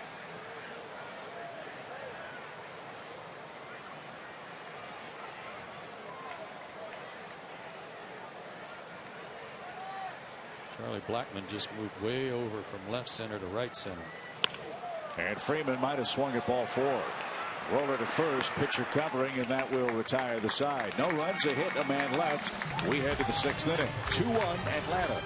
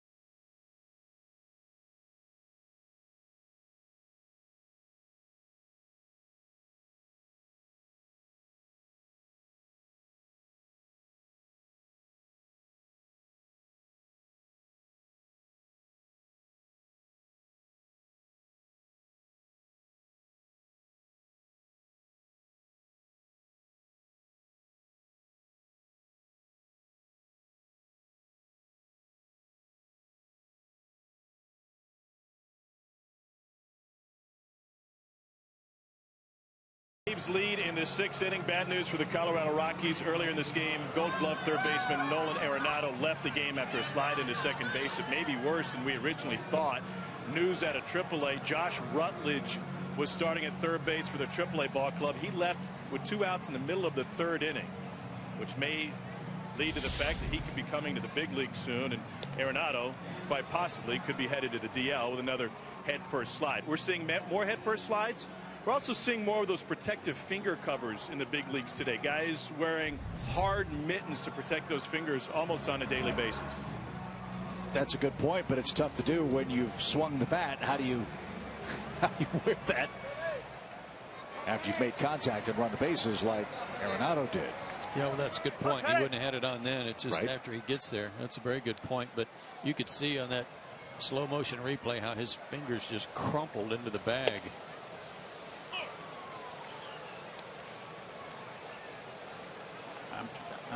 Was Pete Rose the guy that really made the head-first slide a cool thing to do in the 70s? Yeah, I think so. Is that where it started? I really think so. I'm sure there's a time. You were a base stealer, base runner. I'm sure there's a time and place for it. But goodness gracious, so many guys keep getting hurt, as Tom said, on the head-first slide.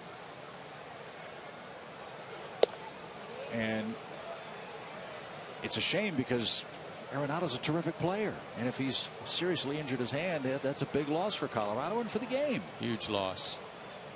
He was the first rookie third baseman to win a Rawlings Gold Glove since Frank Malzone in 1957. High fly ball by Kadire, deep left. Justin Upton's not going to get that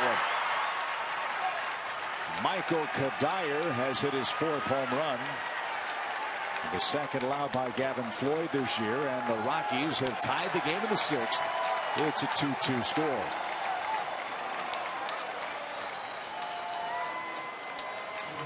Remember the one he hit earlier tonight that Justin caught right up against the fence? Well, he was not going to let him catch this one.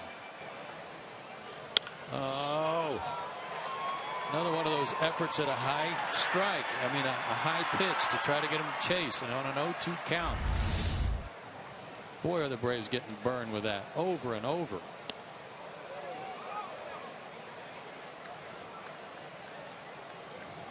I love what Tom Glavine and John Smoltz have said when they're with us about how unnatural a pitch that is to make when you're trained to keep the ball down. And it hasn't been higher than high, but the Braves pitchers have been lower than low with the big hits they've given up. This one a game-tying homer. And now Tulowitzki scorches one up the middle. Back-to-back Rocky hits in the 6th, and the first of the night for Troy Tulowitzki.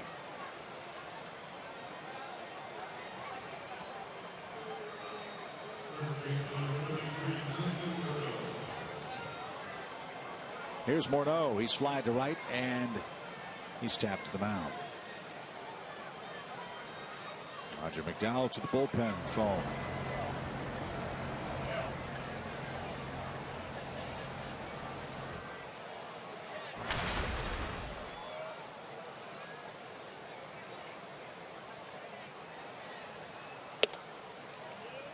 Let's go back to the head-first slides. Yeah, I'm just one person, but I couldn't do it. I mean, really? Yeah, I didn't ever really work at it to try to do it because it was never encouraged.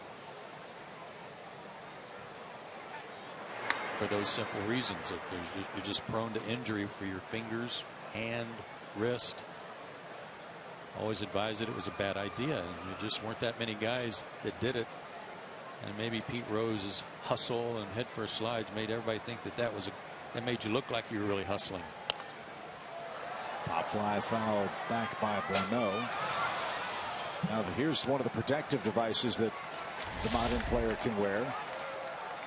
That's I guess the oven mitt type protector that Gene Segura wears with the Milwaukee Brewers. You know what's funny about that to me is, first the pitch. Why does he only wear it on one hand? If he's a head-first slider, Maybe he only goes in with his right hand. He's trying to protect his throwing hand.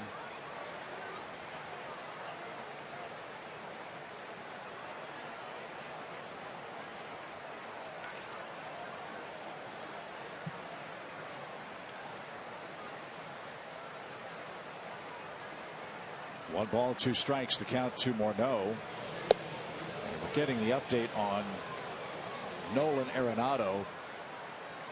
I don't know the specific medical term, but from what I was able to hear from Brad Hange, the Braves media relations man, it is a finger fracture. Yeah, a mallet fracture. I don't know what that is, but it is a broken finger. Wow. That is a big loss for Colorado. 2 balls, 2 strikes. And Morneau swings and misses, and on the ball in the dirt, moving up 90 feet is Troy Tulowitzki on a heads-up base running play. So 5 strikeouts for Floyd. Runner at second with 1 out. Let me ask you this. We are obviously in the midst of this baseball season. Maybe the biggest story of the year has been the so-called epidemic of Tommy John surgeries. How many hand injuries have we seen on head-first slides this year? It seems like a bunch. Maybe because there's so much focus on it, but watch his left hand go into the bag and then just crumple. And the word we're getting is middle finger.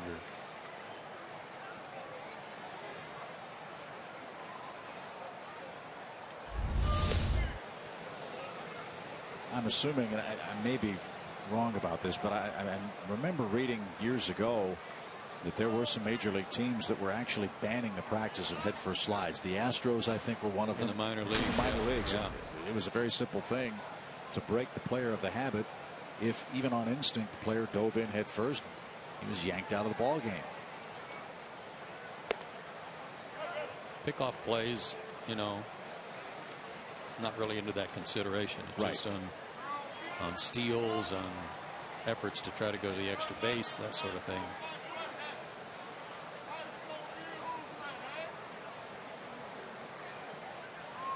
So the Rockies lose Arenado to a fractured finger. And Charlie Culberson pops one up right in front of the plate. Now Gerald Laird navigates his way into foul ground. And he takes care of the man who replaced Arenado, Charlie Culberson, for the second out.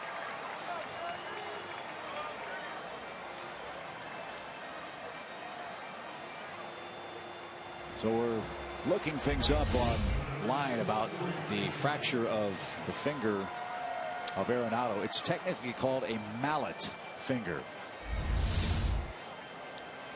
There's tendon damage involved in that, and the force damages the tendon that straightens the finger, so it pushes the finger back into, I guess, the shape of almost like a hammer.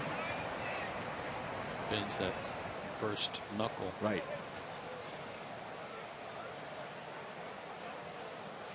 Here's Dickerson.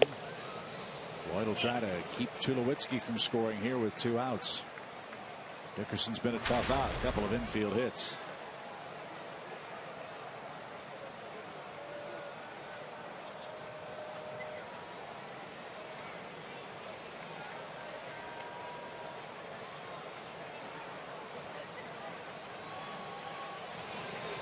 Time call by Gerald Laird. He saw Simmons dancing around behind Troy Tulowitzki, trying to keep him close to the bag.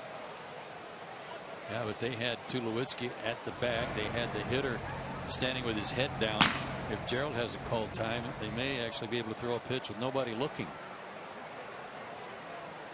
David Hale was in the Atlanta pen. So Dickerson now down to his last strike in the 6th inning. Well, the last thing they want Dickerson to do is hit a squibber somewhere, because that's pretty much his game tonight. Hit one on the ground right at somebody would be a lot better, or a fly ball. That's not been his MO this season. 11 of his 24 hits have been for extra bases. But 2 squibbers, as you said, tonight. No balls, 2 strikes. And a ball in the dirt is cut on and missed. Laird will make the flip to first base, and that will retire the side. We go to the home half of the 6th inning. Michael Kadire hit a game-tying homer. Justin Upton will try to put the Braves back in front. It's a 2-2 score.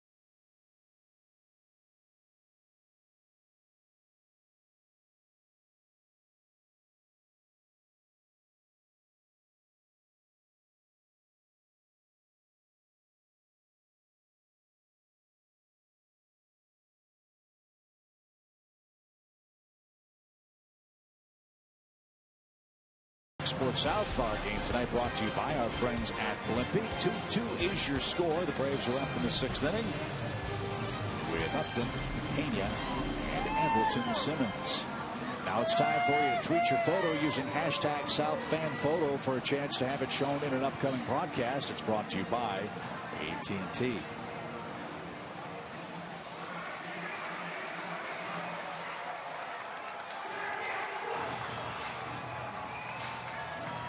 Justin's 0 for 2 with an RBI. Tied it back up. Time to go back to work offensively. Chances were good. You were going to need to add on to that 2-1 lead you had. So get after it right here. 27 RBIs for Upton now. His ground out scored BJ back in the 3rd. Braves got their first run in the 2nd inning. A 2-out walk to Dan Uggla, and then a 2-out double to GERALD LAIRD, the Braves' 8th place hitter, to score the game's first run for Atlanta. Single runs in the 2nd and 6th for Colorado. Pacheco's ground out brought home Arenado. Now a broken bat, and Tulowitzki, baseball and bat, same time, and Upton's aboard safely. The breaks are beginning to even out. Well, that's why you hustle down the line. And that's why Justin was able to leg this out, because weird things happen, and Tulowitzki had to respect that big barrel of the bat with the pointed sharp end coming at him. Can't believe the ball didn't hit the bat. And he made one heck of a play. Played it off to the side and made a strong throw and nearly got up to it. First hit for Justin. Here's Ramiro Pena. Chris Johnson started, struck out in the 2nd, was taken out before the 3rd.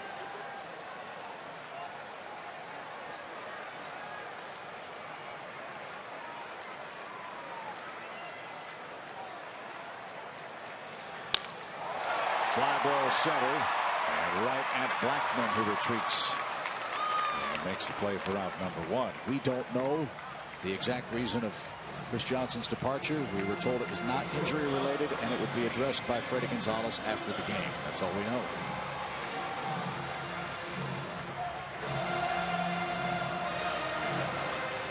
One on, one out. Here's Simmons. Hamilton is 0 for 2.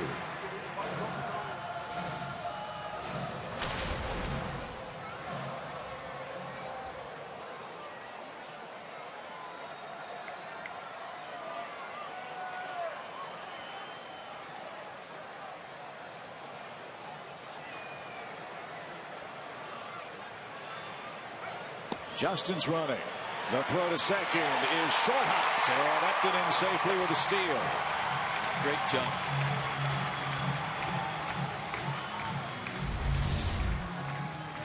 Look at that good crossover step.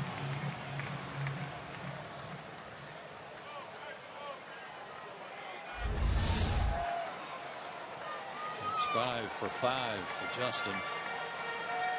Told you the Braves are running a lot more frequently. They've got 25 steals now as a club. Upton had 8 steals all year last year. So he's picking up the pace on the bases. Let's see if Andrelton can chase him home with a 1-out hit.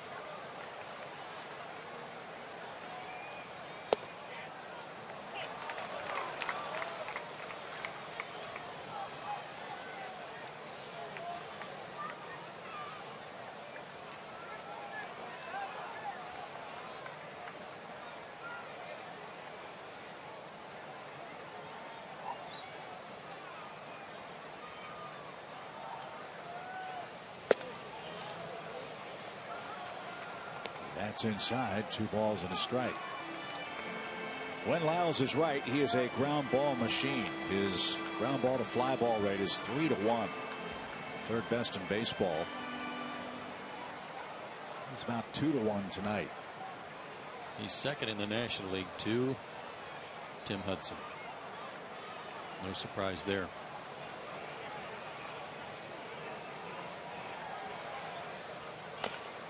Little roller. There's a ground ball. Lyles fields and fires to first in time. Runner to third. 2 outs.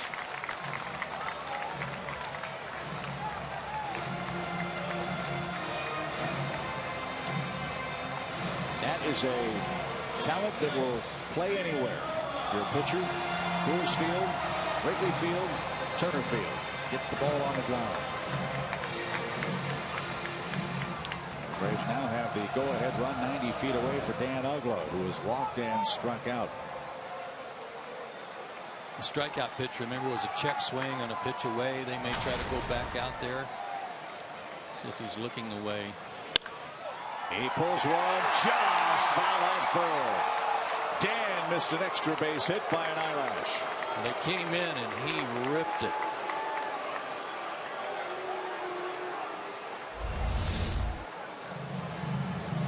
Chalk and wide of the back. Gary Cedarstrom right there.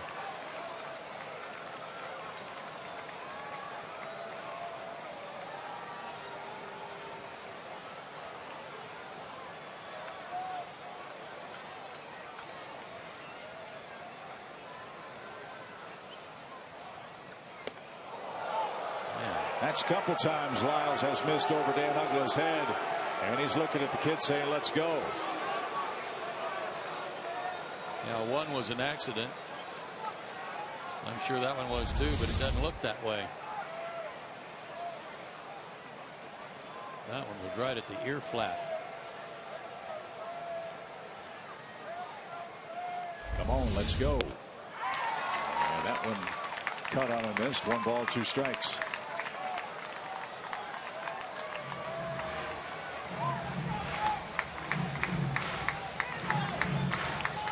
Get riled up as a hitter on something like this, but with a runner at third base, you got to refocus, concentrate on what you're trying to do here, and not try to hit one 9 miles.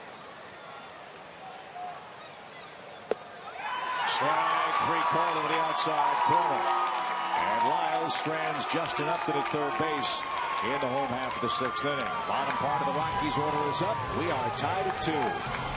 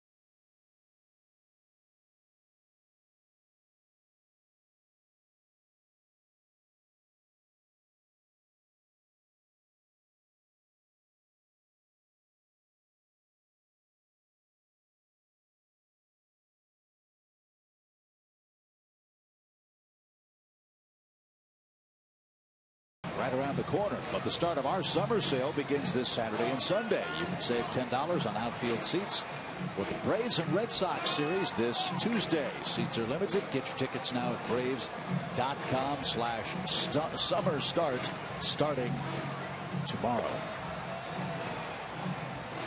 I have to rewrite that, Val.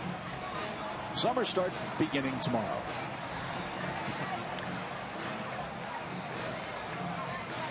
Get down, brother. It's Memorial Day weekend. Look at him. That's about it. That's about all you can do in a seat. But he's doing it. Yeah. I want to see him do the shopping cart. That would be real talent. As we go to the 7th inning with Jordan Pacheco leading off. Colorado catcher 0 for 2 with an RBI. 2-2 game.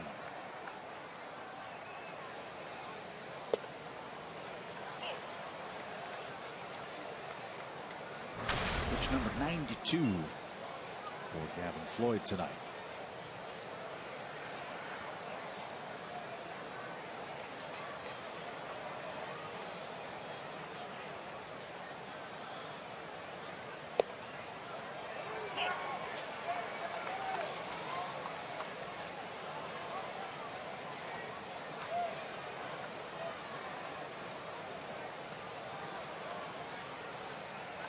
.104 pitches is Gavin's season high in the big leagues.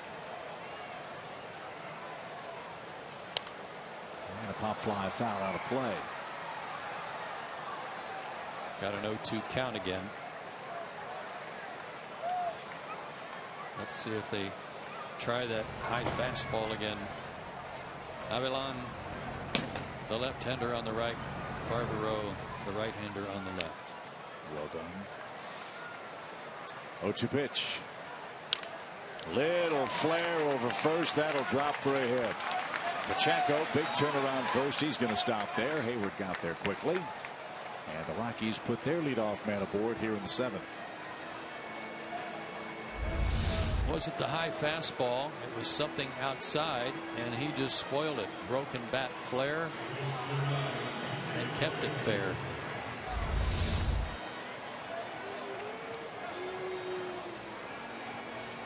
So the 8th place hitter is DJ LeMahieu. He struck out, hit into that 5-6-3 ricochet play in the 5th.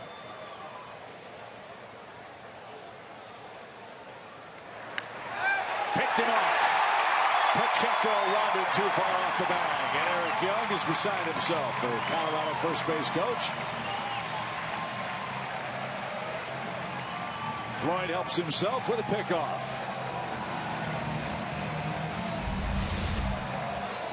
Pacheco's walking back very slowly, almost like he's waiting for his manager to come to his rescue. He dives and slaps his hand on the bag. He may have an argument.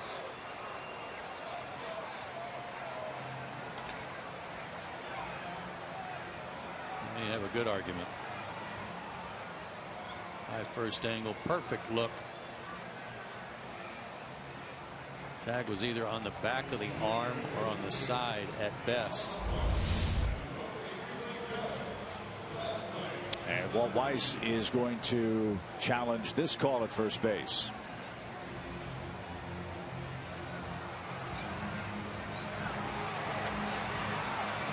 Braves are out of challenges after the one that they attempted to get on Arenado was not overturned. Looks like Freddie tags him on the back of the arm.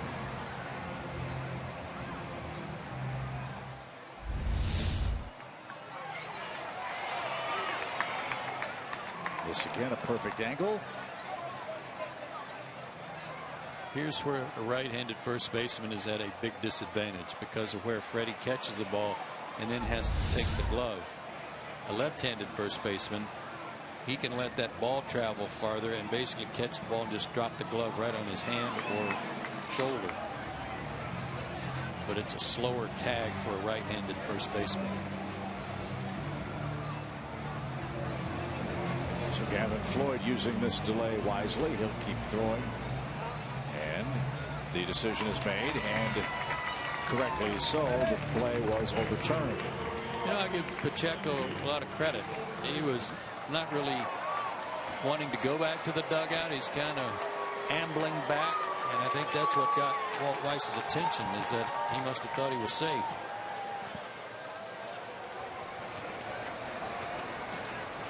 Minute 30 on that replay review. So runner at first, nobody out for LeMahieu. Try it again.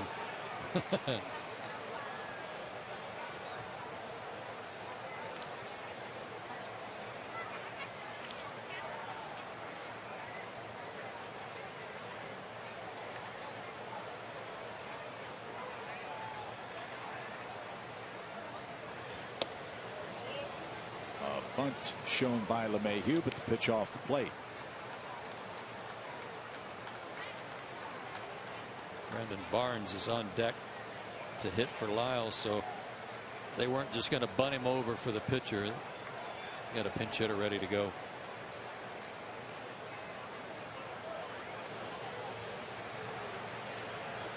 One ball, no strikes. And LeMahieu gets the bunt down. Freddie Freeman will have only one play, and it's to first. Ugla covers there. Successful sacrifice. Runner in scoring position for Colorado, and it will be Brandon Barnes to come on and pinch hit. Barnes has 6 pinch hits. That's tied for third in the big leagues. Well, here's where you can be a big league manager if you want. Do you bring in a relief pitcher thinking that maybe Gavin Floyd's getting tired? Is Walt Weiss trying to sucker you into making a change?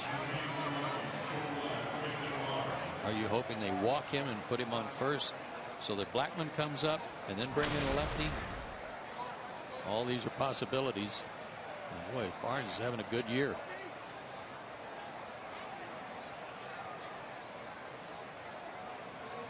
He had a memorable pinch hit assignment on May the 6th against Texas. He came on to pinch hit and had 2 hits in the inning. That's some serious pinch hitting. The third Rocky ever with 2 hits in an inning without a defensive position.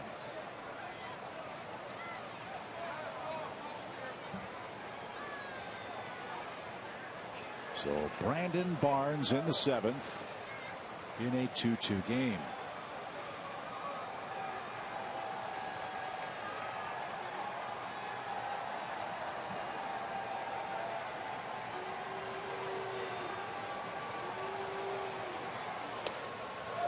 Barnes was also part of that Dexter Fowler deal.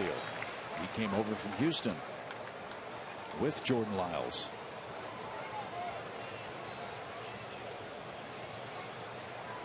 Originally a 6th round pick by the Astros in 2005. At the big leagues for the first time in 2012 with the Astros.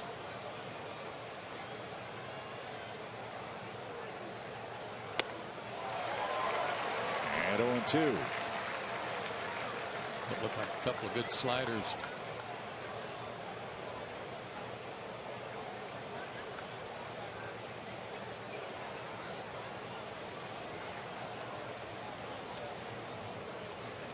Might be Gavin's last hitter anyway, if Avilon is ready. Into the seats foul by Barnes, who's an outfielder by trade.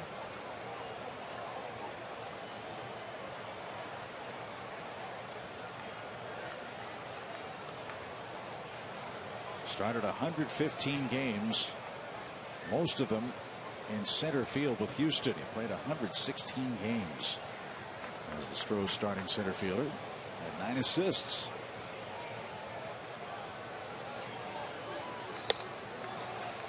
And off the plate, 1 ball, 2 strikes.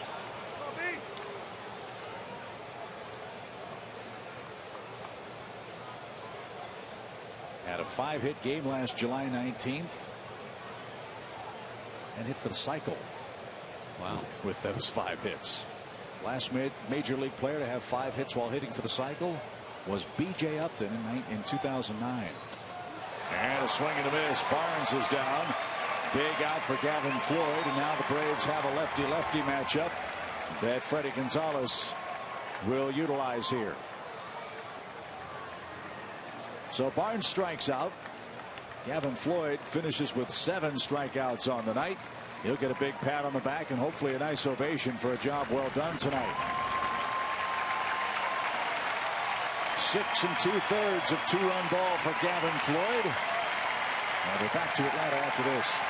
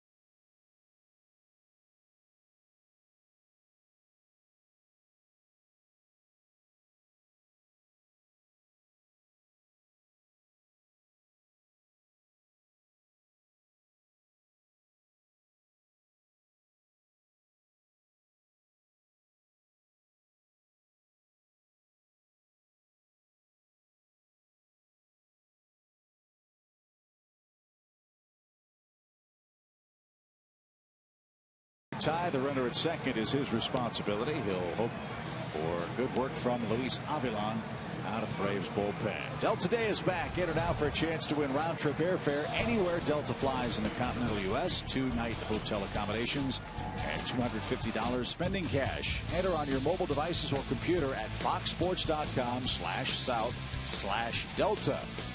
Good luck. Luis Avilan inherits a base runner at second base, the go-ahead run for the Rockies, but he's done a good job of stranding those guys this year. He's inherited 11 runners, only 2 have scored.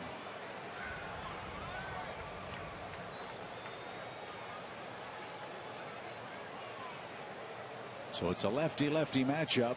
Avilan versus Blackman, who's 0 for 3, and a little tapper. Luis stumbled, made the play, and one pitch ends the Colorado 7th inning threat. 7th inning stretch, 2-2 game.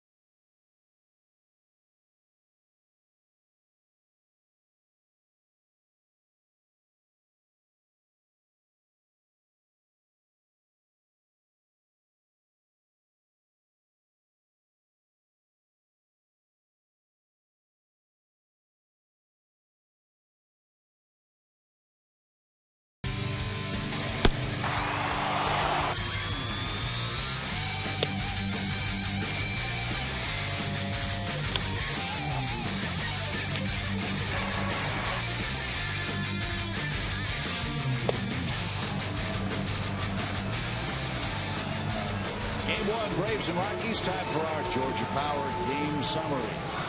Good work by both starting pitchers. They each gave up 2 runs. Floyd gave up the homer to Kadire. Didn't walk, a batter struck out 7. Excellent outing. Gerald Laird has an RBI double, and as mentioned, the Kadire homer. The big blows so far this evening, and a new pitcher on for Colorado. He's not heavy. He's their brothers, Rex brothers, 6 feet tall, 210, 26 years old, lives in Chapel Hill, Tennessee. Set a Rockies relief record last year with 32 consecutive scoreless appearances that spanned 30 innings. Well, take a look here. He's got 20 innings of work. He's only allowed 12 hits. That's a 174 average against him, but he does have those 13 walks. That gets your attention too.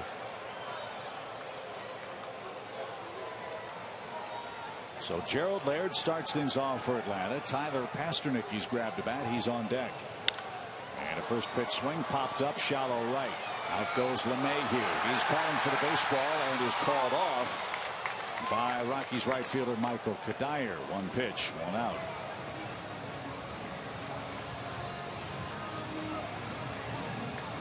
So Pasternack for Avilan.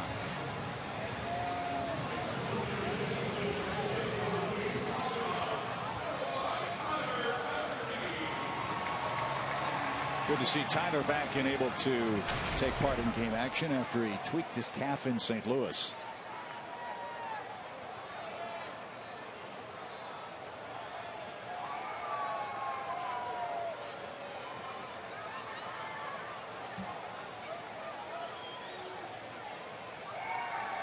Tyler's 1 for 6 this year as a pinch hitter.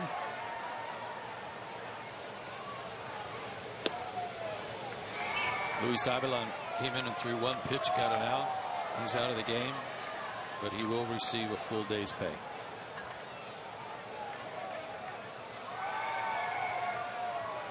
Nothing in 1 is your count. Line drive left field for Tyler. Still favoring that leg a little bit. But it was a shame that it happened because he was really swinging the bat well, getting a lot of starts in a row at second base. Good swing.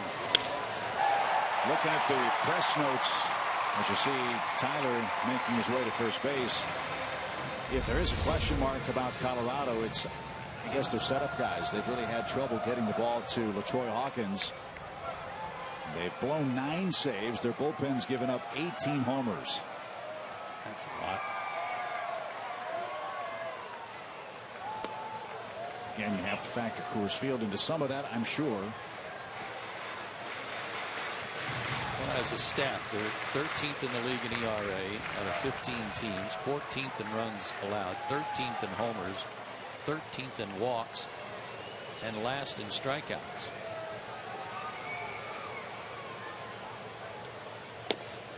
So let's see if the Braves can take advantage of brothers and company here in the home 7th. The bullpen pretty much middle of the pack at ERA, but there are those numbers Chip was referring to with blown saves and homers. Well, that tells you the state of Major League relief pitching when a 3.83 bullpen ERA is middle of the pack. Tells you how dominant some of the bullpens have been. Braves certainly no exception with regards to their relief corps. So Walt Weiss trying to figure out how to get through the 7th inning. Go ahead, run aboard for the Braves with 1 out. Jason Hayward in the box. He's 1 for 3. Down to his last strike. And he shoots 1. It's gloved by Tulowitzki, and he couldn't make a play. The ball trickled out of Tulowitzki's hand, and Hayward has an infield hit. 2 on, 1 out. And went the other way against a lefty. Great approach and good results. 2 for 4 tonight. Tulowitzki's a terrific player, but this always makes me laugh. When the ball comes out of a guy's hand and there's still the throwing motion. Breaking ball. And again, Jason doing a nice job of going the other way. His glove reminds me of the one Walt Weiss had. That may be Walt's old glove. Most shortstops have a pretty small glove. He's got a giant, almost an outfielder-like glove. And I bet you could lay it flat on the floor of the dugout. But Walt had a name for his too, like Betsy or something. But really? Yeah. Oh, it was. You could almost see through it. There were so many patches and holes in it. And that doesn't exactly look to be tightly stitched, does it? No. But that is a big glove for a shortstop. So B.J. Upton's the batter. He's reached base 3 times tonight. He's doubled, reached on a force play. He's singled, he's stolen a base, and he scored a run. Boy, that's a good looking bat too. Some white grain in it. It's good wood.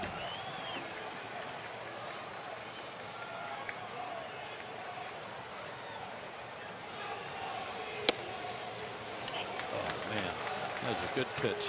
Not to hit. It just kind of changed this at bat a little bit because it could have been 2-0 were it not for. Well, it looks like he got the ball. It might have been away. Pacheco might have stolen one there. 1 ball, 1 strike.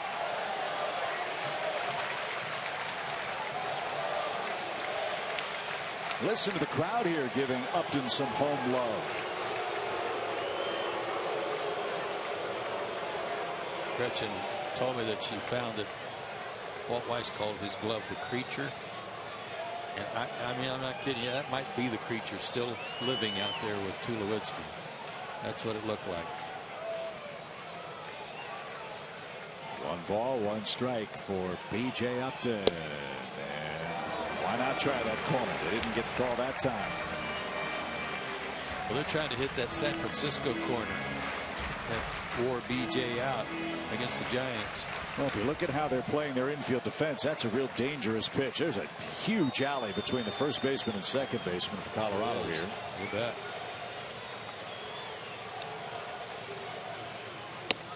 And with the pitch, you see LeMahieu sprinting back to try to cover up that hole on the right side. Now it's a 3-1 count.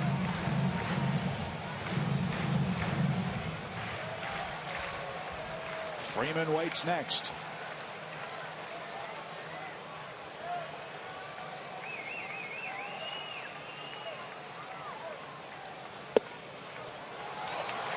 Full count.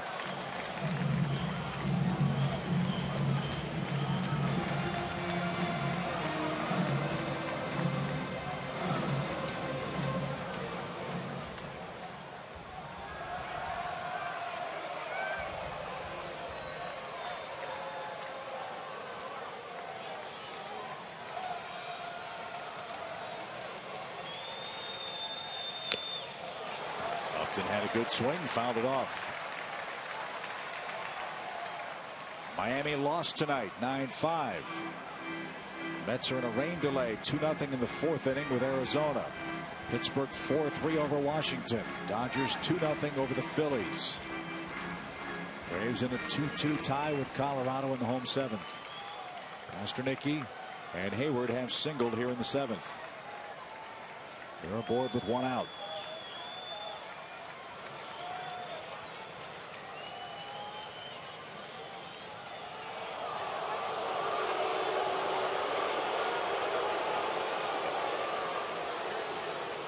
LeMahieu obviously is trying to keep him close, but for Tyler, if his calf is still bothering him a little bit, he's got to try to expand his lead the best he can without getting picked off, so that it gives him an advantage if he needs to score on a base hit.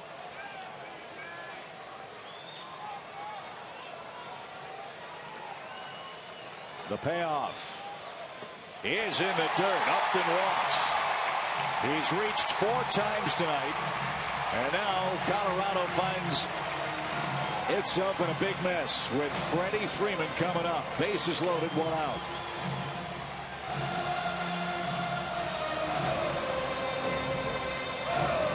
Jim Wright's the pitching coach. He's on his way out to talk to Brothers, who's given up 2 home runs this year altogether, and they've both been to left-handed hitters.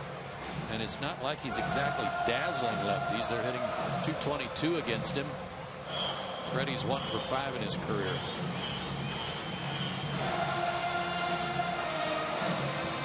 Another bases loaded opportunity for Freddie Freeman. Those are starting to add up here over the last week or so.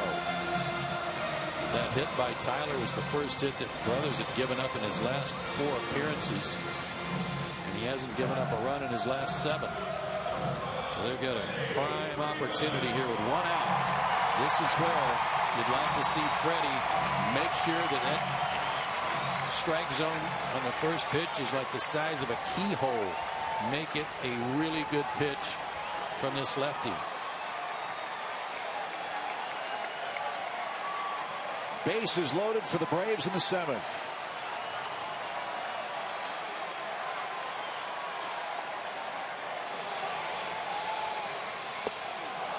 He didn't. Strike 1. One thing Freeman has done very well against left-handed pitchers is make consistent contact. He's 15 for 50, 4 homers, 13 RBIs, and only 8 strikeouts.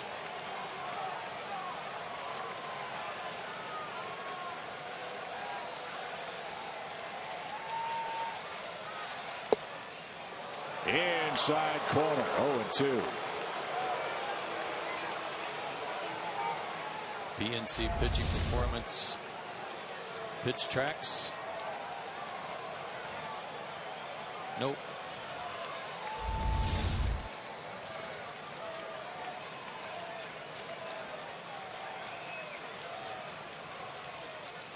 And Freeman's down on 3 pitches. But it was the first pitch that set it up, Chip. And I know he got a bad call on strike 2, but just kind of already making your mind up to go after that first pitch, and it was a bad pitch. Didn't look like a strike. Having the count 1-0 versus 0-1 set up that whole sequence for Brothers. Who wiggles off the hook with Freddie Freeman, but isn't out of trouble yet. Walt Weiss goes to the mound. He'll take the ball from his left-handed pitcher, and he's got a righty-righty matchup with Justin Upton ready to stand in.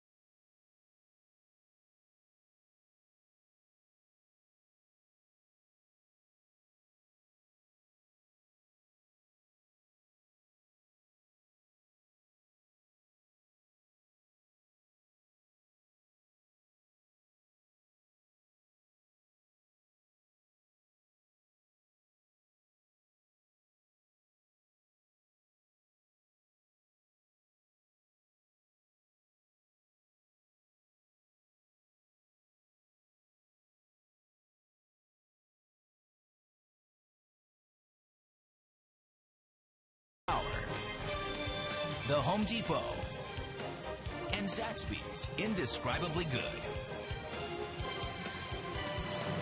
The Braves are threatening in the 7th, but they're down to their final out. And Adam Ottavino is in his 23rd game already, and unlike many of his relief brethren for the Rockies, he's having a terrific year. He's second only to Boone Logan in strikeouts among the relievers. He's got almost 1 per inning and just 2 walks. Outstanding work. But 4 inherited runners, 2 have scored. He's usually a guy that starts a clean inning and is good at working multiple innings for the Rockies. Justin skies one out of play, foul for a strike.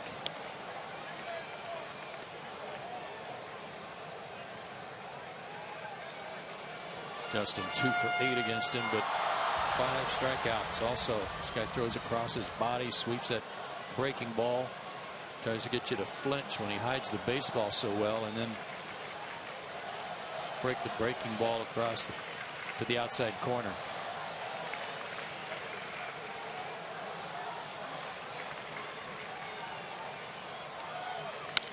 Line drive right field. That ball is caught by Michael Kadire. The ball slicing away from the Rockies right fielder, but he made a terrific running catch to Rob Upton, and the Braves out of luck in the 7th inning. Wow, what a play. We head to the 8th. It's still 2-2.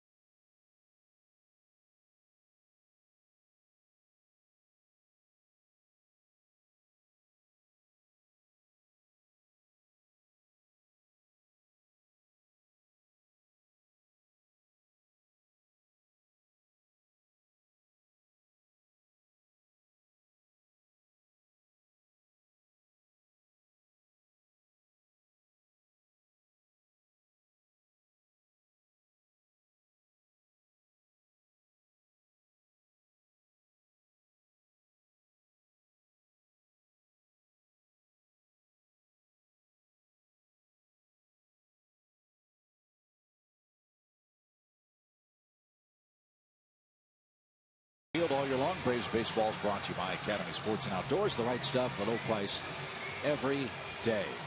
Thanks as always to our friends at Delta Airlines, proud sponsors of the Atlanta Braves. Atlanta loaded the bases with 1 out in the 7th, but the Rockies retired Freeman and Justin Upton. And now the Braves turn to David Carpenter in the 8th. He's got to go through Kadire, Tulowitzki, and Morneau. 3-0 with a 2.66 ERA. He worked last night against the Brewers and had a good inning, a 1-2-3 inning with a strikeout.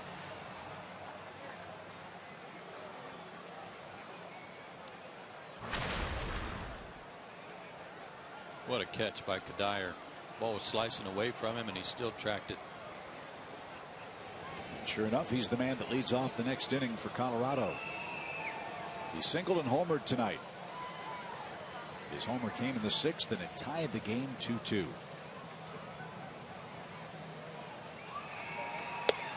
saw the frustration for Justin Upton, and rightfully so.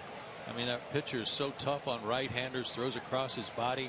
Justin hangs in there, does the right thing, tries to take him the other way, hits the ball on the nose, and would have cleared the bases if it weren't for the great catch by Kadire. Everything went right up to the point of the catch.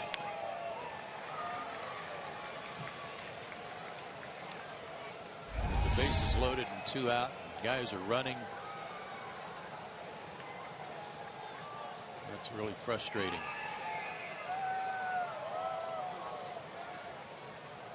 Excellent play. Perhaps a game-saving play. We'll see how it turns out. 0-2 for Kadire.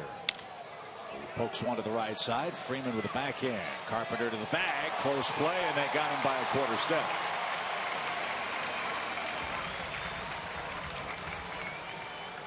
Tell you what, Kadire can get down the line a little better than I thought too. Freddie's toss had a little air under it, but that was bang bang.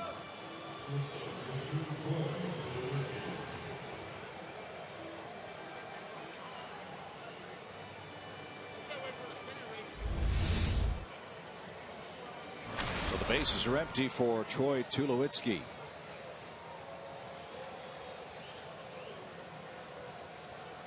Lifetime in Atlanta, Tulowitzki, a .203 hitter.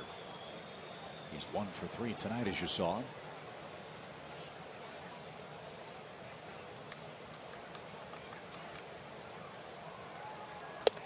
And a strike call. Pittsburgh did hold off Washington. That's a final 4-3 Pirates at PNC Park. Miami lost 9-5. Ground to be gained if the Braves can win tonight.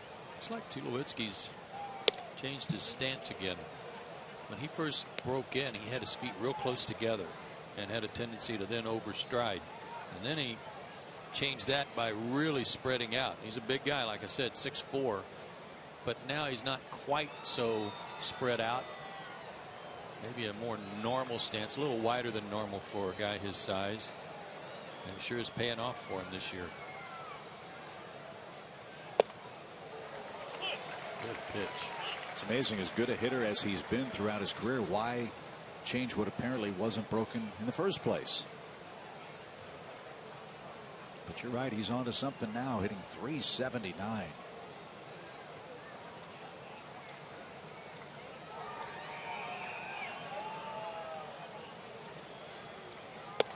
And Carpenter just struck him out. David continues his good work in relief. 2 up, 2 down. And now Morneau's the hitter. There's 25 strikeouts for Tulowitzki and 154 at bats. So it's not like it's all or nothing for him.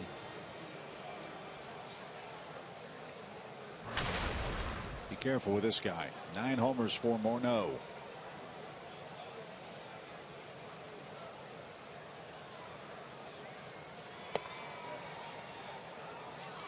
Don't know about you, but it is weird talking about a Colorado team that doesn't have Todd Hilton anymore. So used to seeing him play first base for these guys. And you keep thinking, well, they've still got him on the bench. Don't forget about right. that. He's not starting. Right.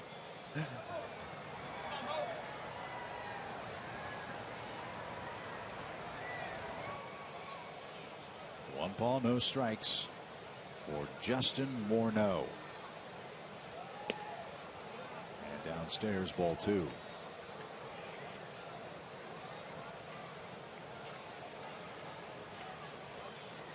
Morneau, a longtime Minnesota Twin. He went to the Pirates last year down the stretch and hit .260 in Pittsburgh.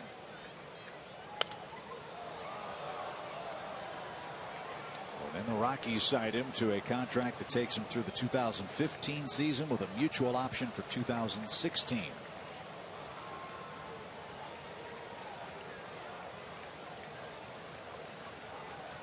Big question about Justin Morneau is concussions. He's had to deal with that throughout his big league career. 2010, 2011. And he's going to flip the bat at this ball and dump it into shallow left field for a 2-out hit. He's thinking about 2, and Upton hesitates, and the ball bounces off Dan Uggla and hits Morneau, who slides in safely at second base. Freddie Freeman looked like he was in position to back that play up. I don't know where the baseball was going to go, but I'm sure that didn't feel too good to Morneau after it got by Uggla.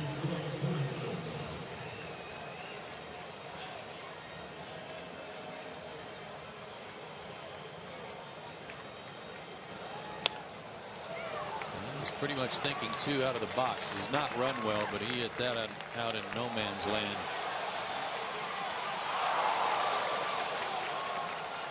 I'm not sure where it caught him.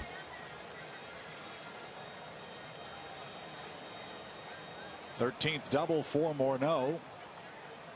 And now Charlie Culberson comes in. He took over for Arenado after the second. Arenado fractured a finger tonight. And a slow roller toward third. Pena charges, gloves and guns, and got him by a step. Beautiful play. Ramiro Pena to end the Rockies' 8th. How about those hands? And he'll lead off for Atlanta. 2-2 game. That's your Delta Airlines on deck trio.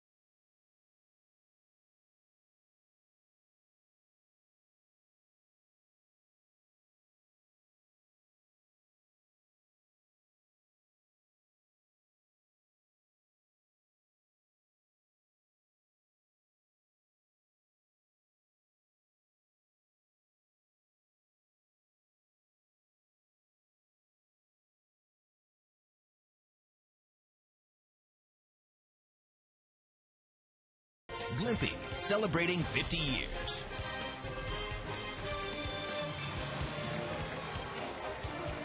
Two game, last of the 8th inning. You see it all the time. Guy makes a super play defensively, leads off the next inning with the bat. That's the case for Ramiro Pena in our 2-2 ball game.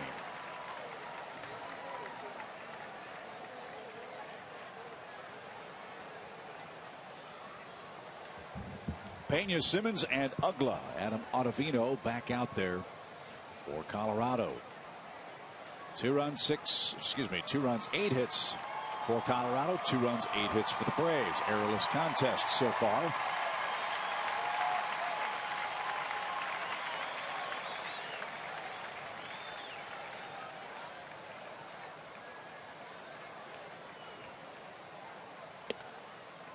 And ball 1 for Ramiro Pena. This guy doesn't face many left-handed hitters. Only 14 so far on the year, and they're just 3 for 14 against him.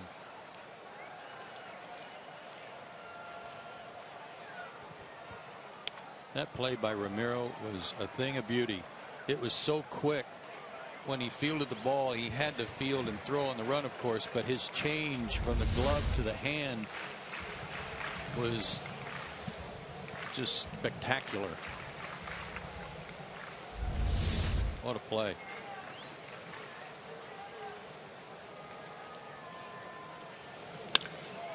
In the air center. Blackmon on a dead sprint. Still going back. It's over his head. And up against the wall. And Pena with a leadoff double. You know what?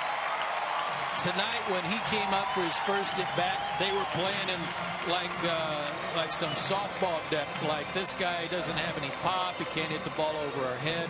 And he backed Blackmon up then in the 3rd inning with a deep fly that kind of surprised him.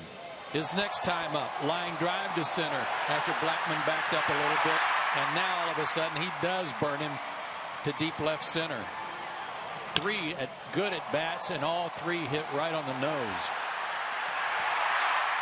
So this crowd of 25,646 excited as the Braves have the go-ahead run in scoring position for Andrelton Simmons. Andrelton is 0 for 3. And way outside, 1 ball, no strikes. This guy can be so tough on right-handers. The key here, get him over. However, you've got to get him over. If it's putting a bunt down, then put the bunt down if you're more comfortable doing that. But don't leave Pena at second base here. Braves loaded the bases in the 7th. Couldn't break through with a 3rd run. Another opportunity given by the Colorado pen.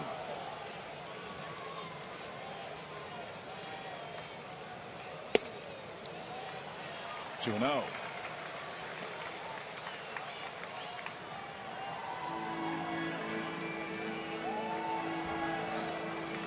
Doug DeCenzo going through the signs for Simmons and Pena.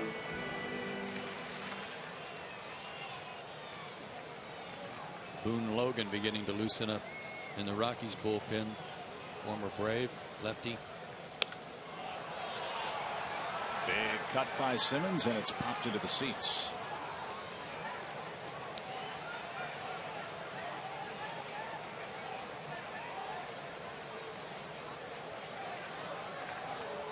Little ABC baseball is what's called for in the Atlanta 8th.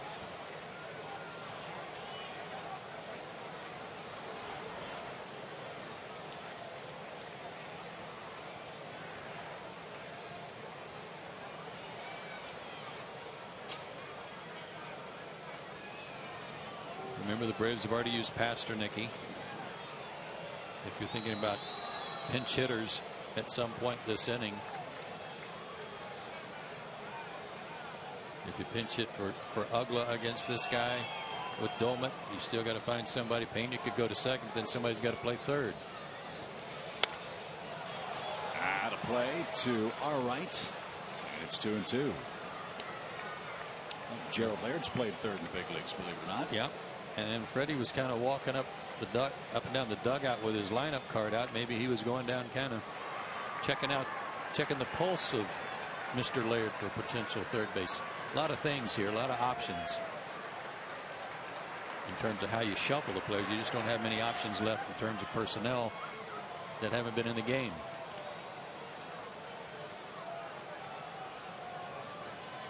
But first things first, it's now 2-2, and Andrelton's battling and still trying to get him over.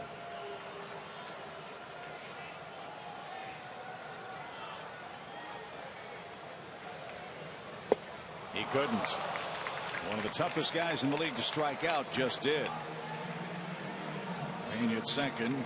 Simmons retired on a big swing and a miss. 1 out. I'm sorry, but that just wasn't a good at bat against a guy that's this tough on right-handers,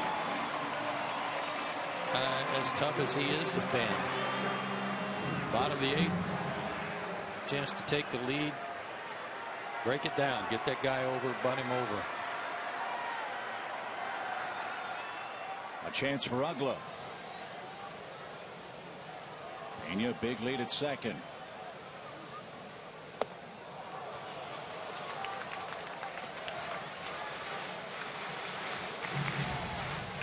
And 0 for 3 against Ottavino in his career.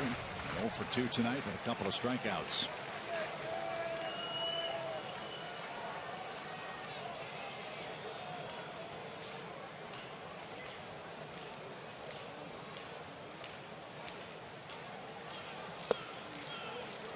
A little low.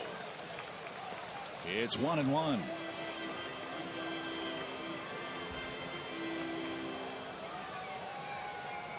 Braves have had good luck against the Rockies in this ballpark. They bludgeoned them here last season. Tight game tonight. 2-2 in the 8th.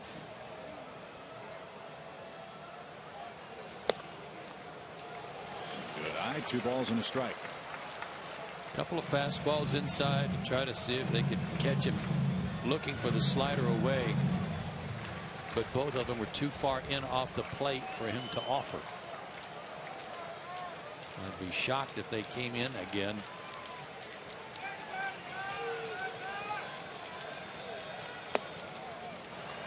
Breaking ball low. 3-1. That was a good take. One that's breaking right to the middle of the plate. It's tough to lay off.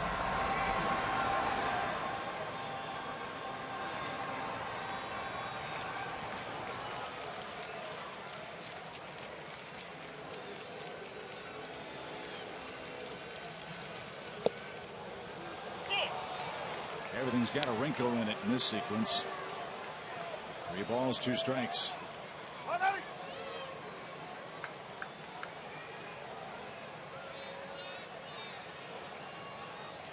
He's got a base open.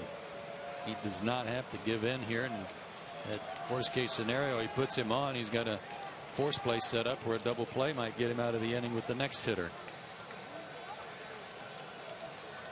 Can't believe he'd throw him anything but a breaking ball.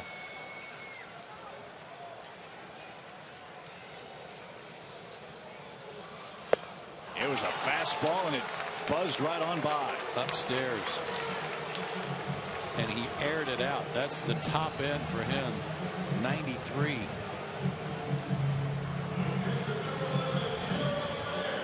So after the leadoff double, Simmons and Uggla strike out swinging, and now the fate of the frame rests with Gerald Laird. Laird has doubled, popped to center, and popped to right.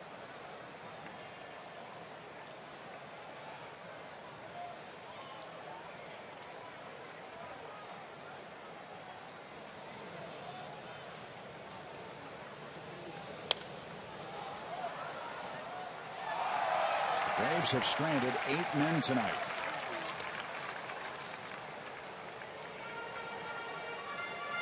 Seven of them in scoring position. And Pena, a potential 8th in the 8th.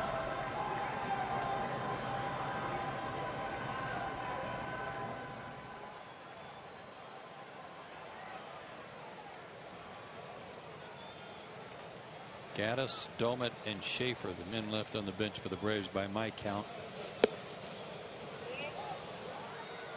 And Evan was apparently available tonight for pinch hitting duty.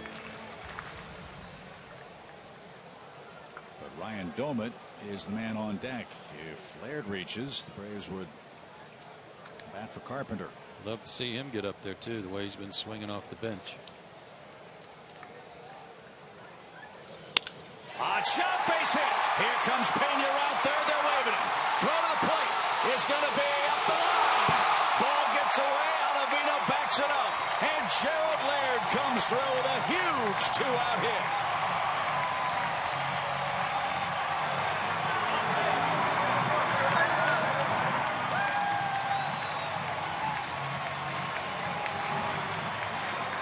Second hit of the night for Gerald. Off-speed pitch. Slider, but it wasn't the one down in a way that they wanted. It stayed a little bit more to the middle of the plate. Gerald had fouled off the slider away on the pitch before, and he hammered that one.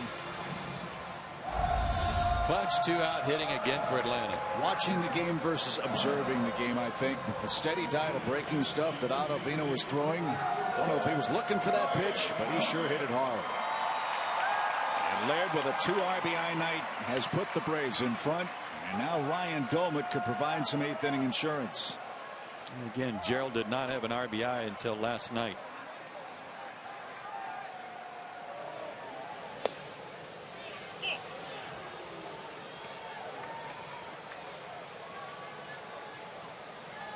Domet knocked in a couple of runs in the 7th last night.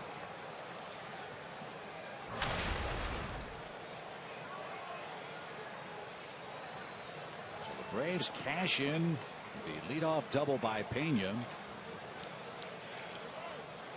They've taken the lead on Adam Ottavino. Ottavino. I can't think of anything worse.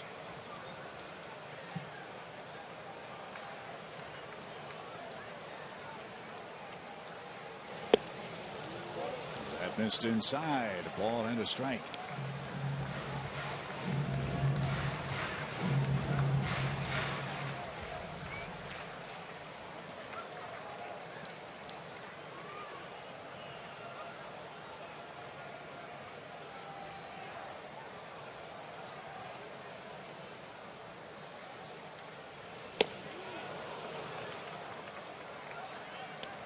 Now it's 1-2. That's a different type fastball than the one he threw Uggla for the strikeout. That was more like a two-seamer that had some good sinking action.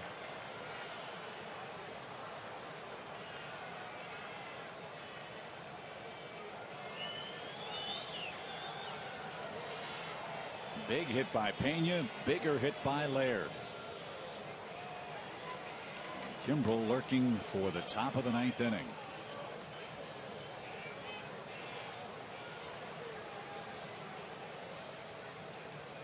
1 ball, 2 strikes.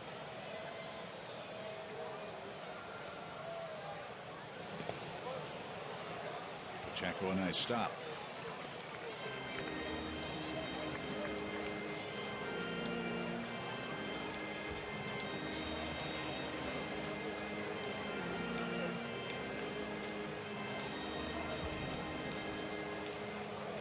The later this game goes, the better you like your chances, quite obviously, with the lead first of all, but a very early morning arrival for the Rockies. Maybe it caught up to Ottavino here in the 8th. And a swing and a miss. The bat goes pinwheeling into the Braves dugout. That scatters some of Domit's teammates. But Atlanta has taken the lead. Pena's leadoff double, Laird's second RBI hit of the game, sets things up for the Braves closer. Craig Kimbrell will try to nail down a 3-2 final score as we go to the 9th inning. Game 1 of this big weekend series between the Braves and the Rockies. The rumble in the jungle known as Turner Field continues after this.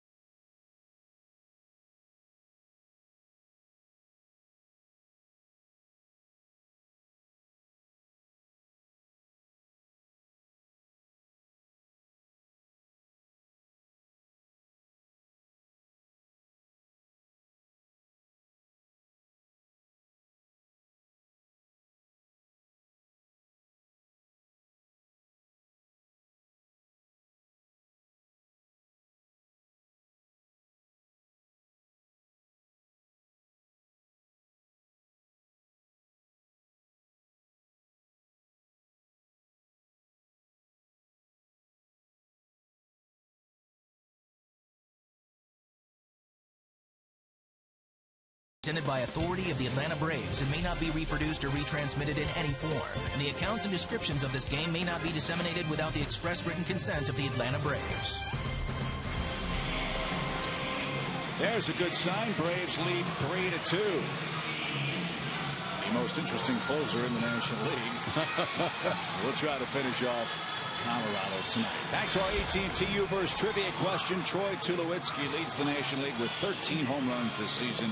Name the last Rocky to lead the National League in homers. I can't get away from the big cat. I'm going to go Andres Colorado. They had a PA guy in Denver who I used to love say the name Larry Walker. So I'm going to say Larry Walker. Okay. Big time right fielder, big base runner. Way to go. It was Larry Walker. I miss watching him play. He was. Me too. Just a terrific guy, a terrific player. As is Craig Kimbrell, who's going to try to nail this one down and edge a little closer to John Smoltz's franchise record of 154 saves. Craig had some rest before his outing last night where he got the save. He'd had 4 days rest, so he still should be very sharp tonight. Corey Dickerson leads off and takes low. 1 ball, no strikes. Remember last night he was hitting 98, 99. Hadn't seen that this year. Greg's 3 saves away from tying John Smoltz for the Braves franchise record.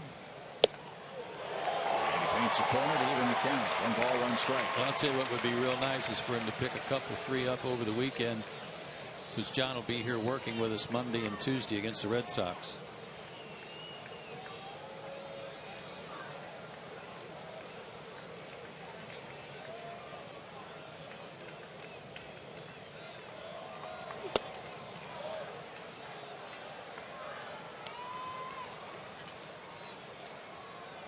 Two balls and a strike. We showed a graphic last night about Craig Pitch counts have been a little higher than we've seen in years past.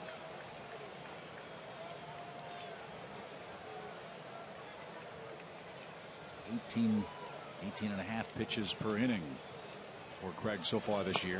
And it's been that pitch, I think, that's given him the most trouble. Fastball command.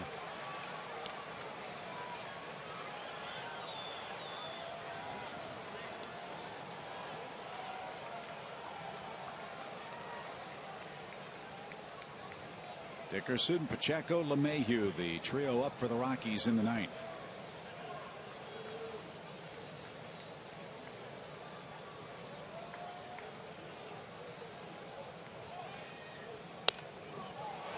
Pretty good rip at a 96-mile-an-hour heater and fouled back. It's like Will and Rosario will pinch hit for Pacheco.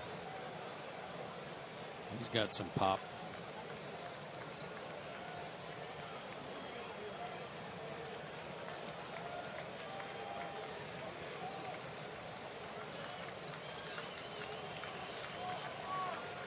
The payoff pitch in the ninth. Swing and a miss at 97. Good comeback for Kimbrel. One away in the ninth. And it will be Rosario.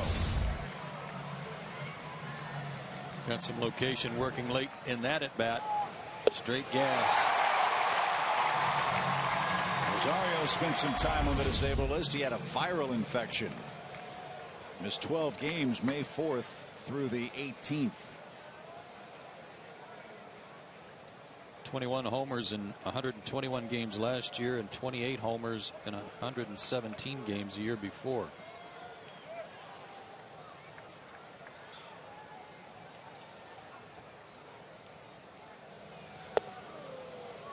And a breaking ball is taken low, ball one. Has led National League catchers in homers each of the last two seasons.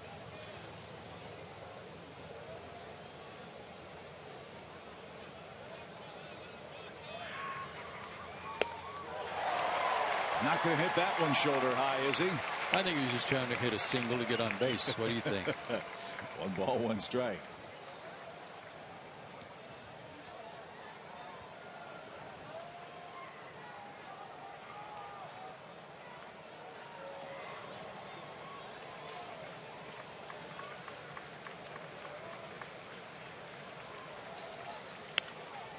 Popped him up. That's headed for the seats foul. It's 1-2.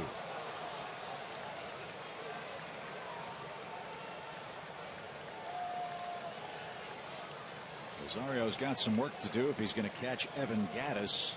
Braves catcher leads all big league backstops and homers this year. Kimbrel will try to finish him off with a 1-2 count.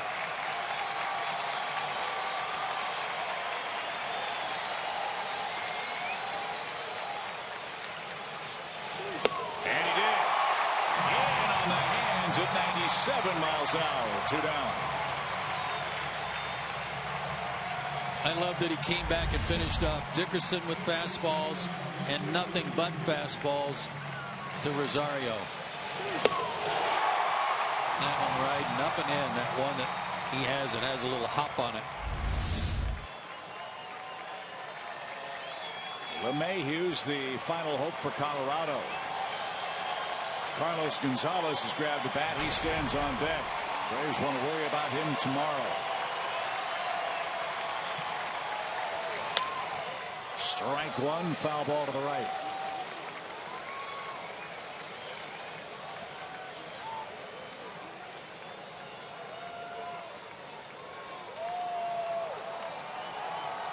Braves took the lead in the 8th on a big 2-out hit from GERALD LAIRD. And Kimbrel trying to finish off a 1-2-3 ninth and a 3-2 Atlanta victory.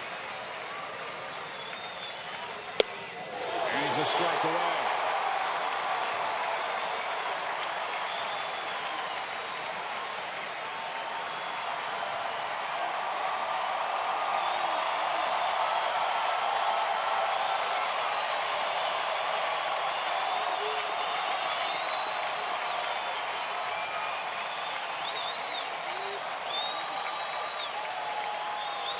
The 0-2 pitch.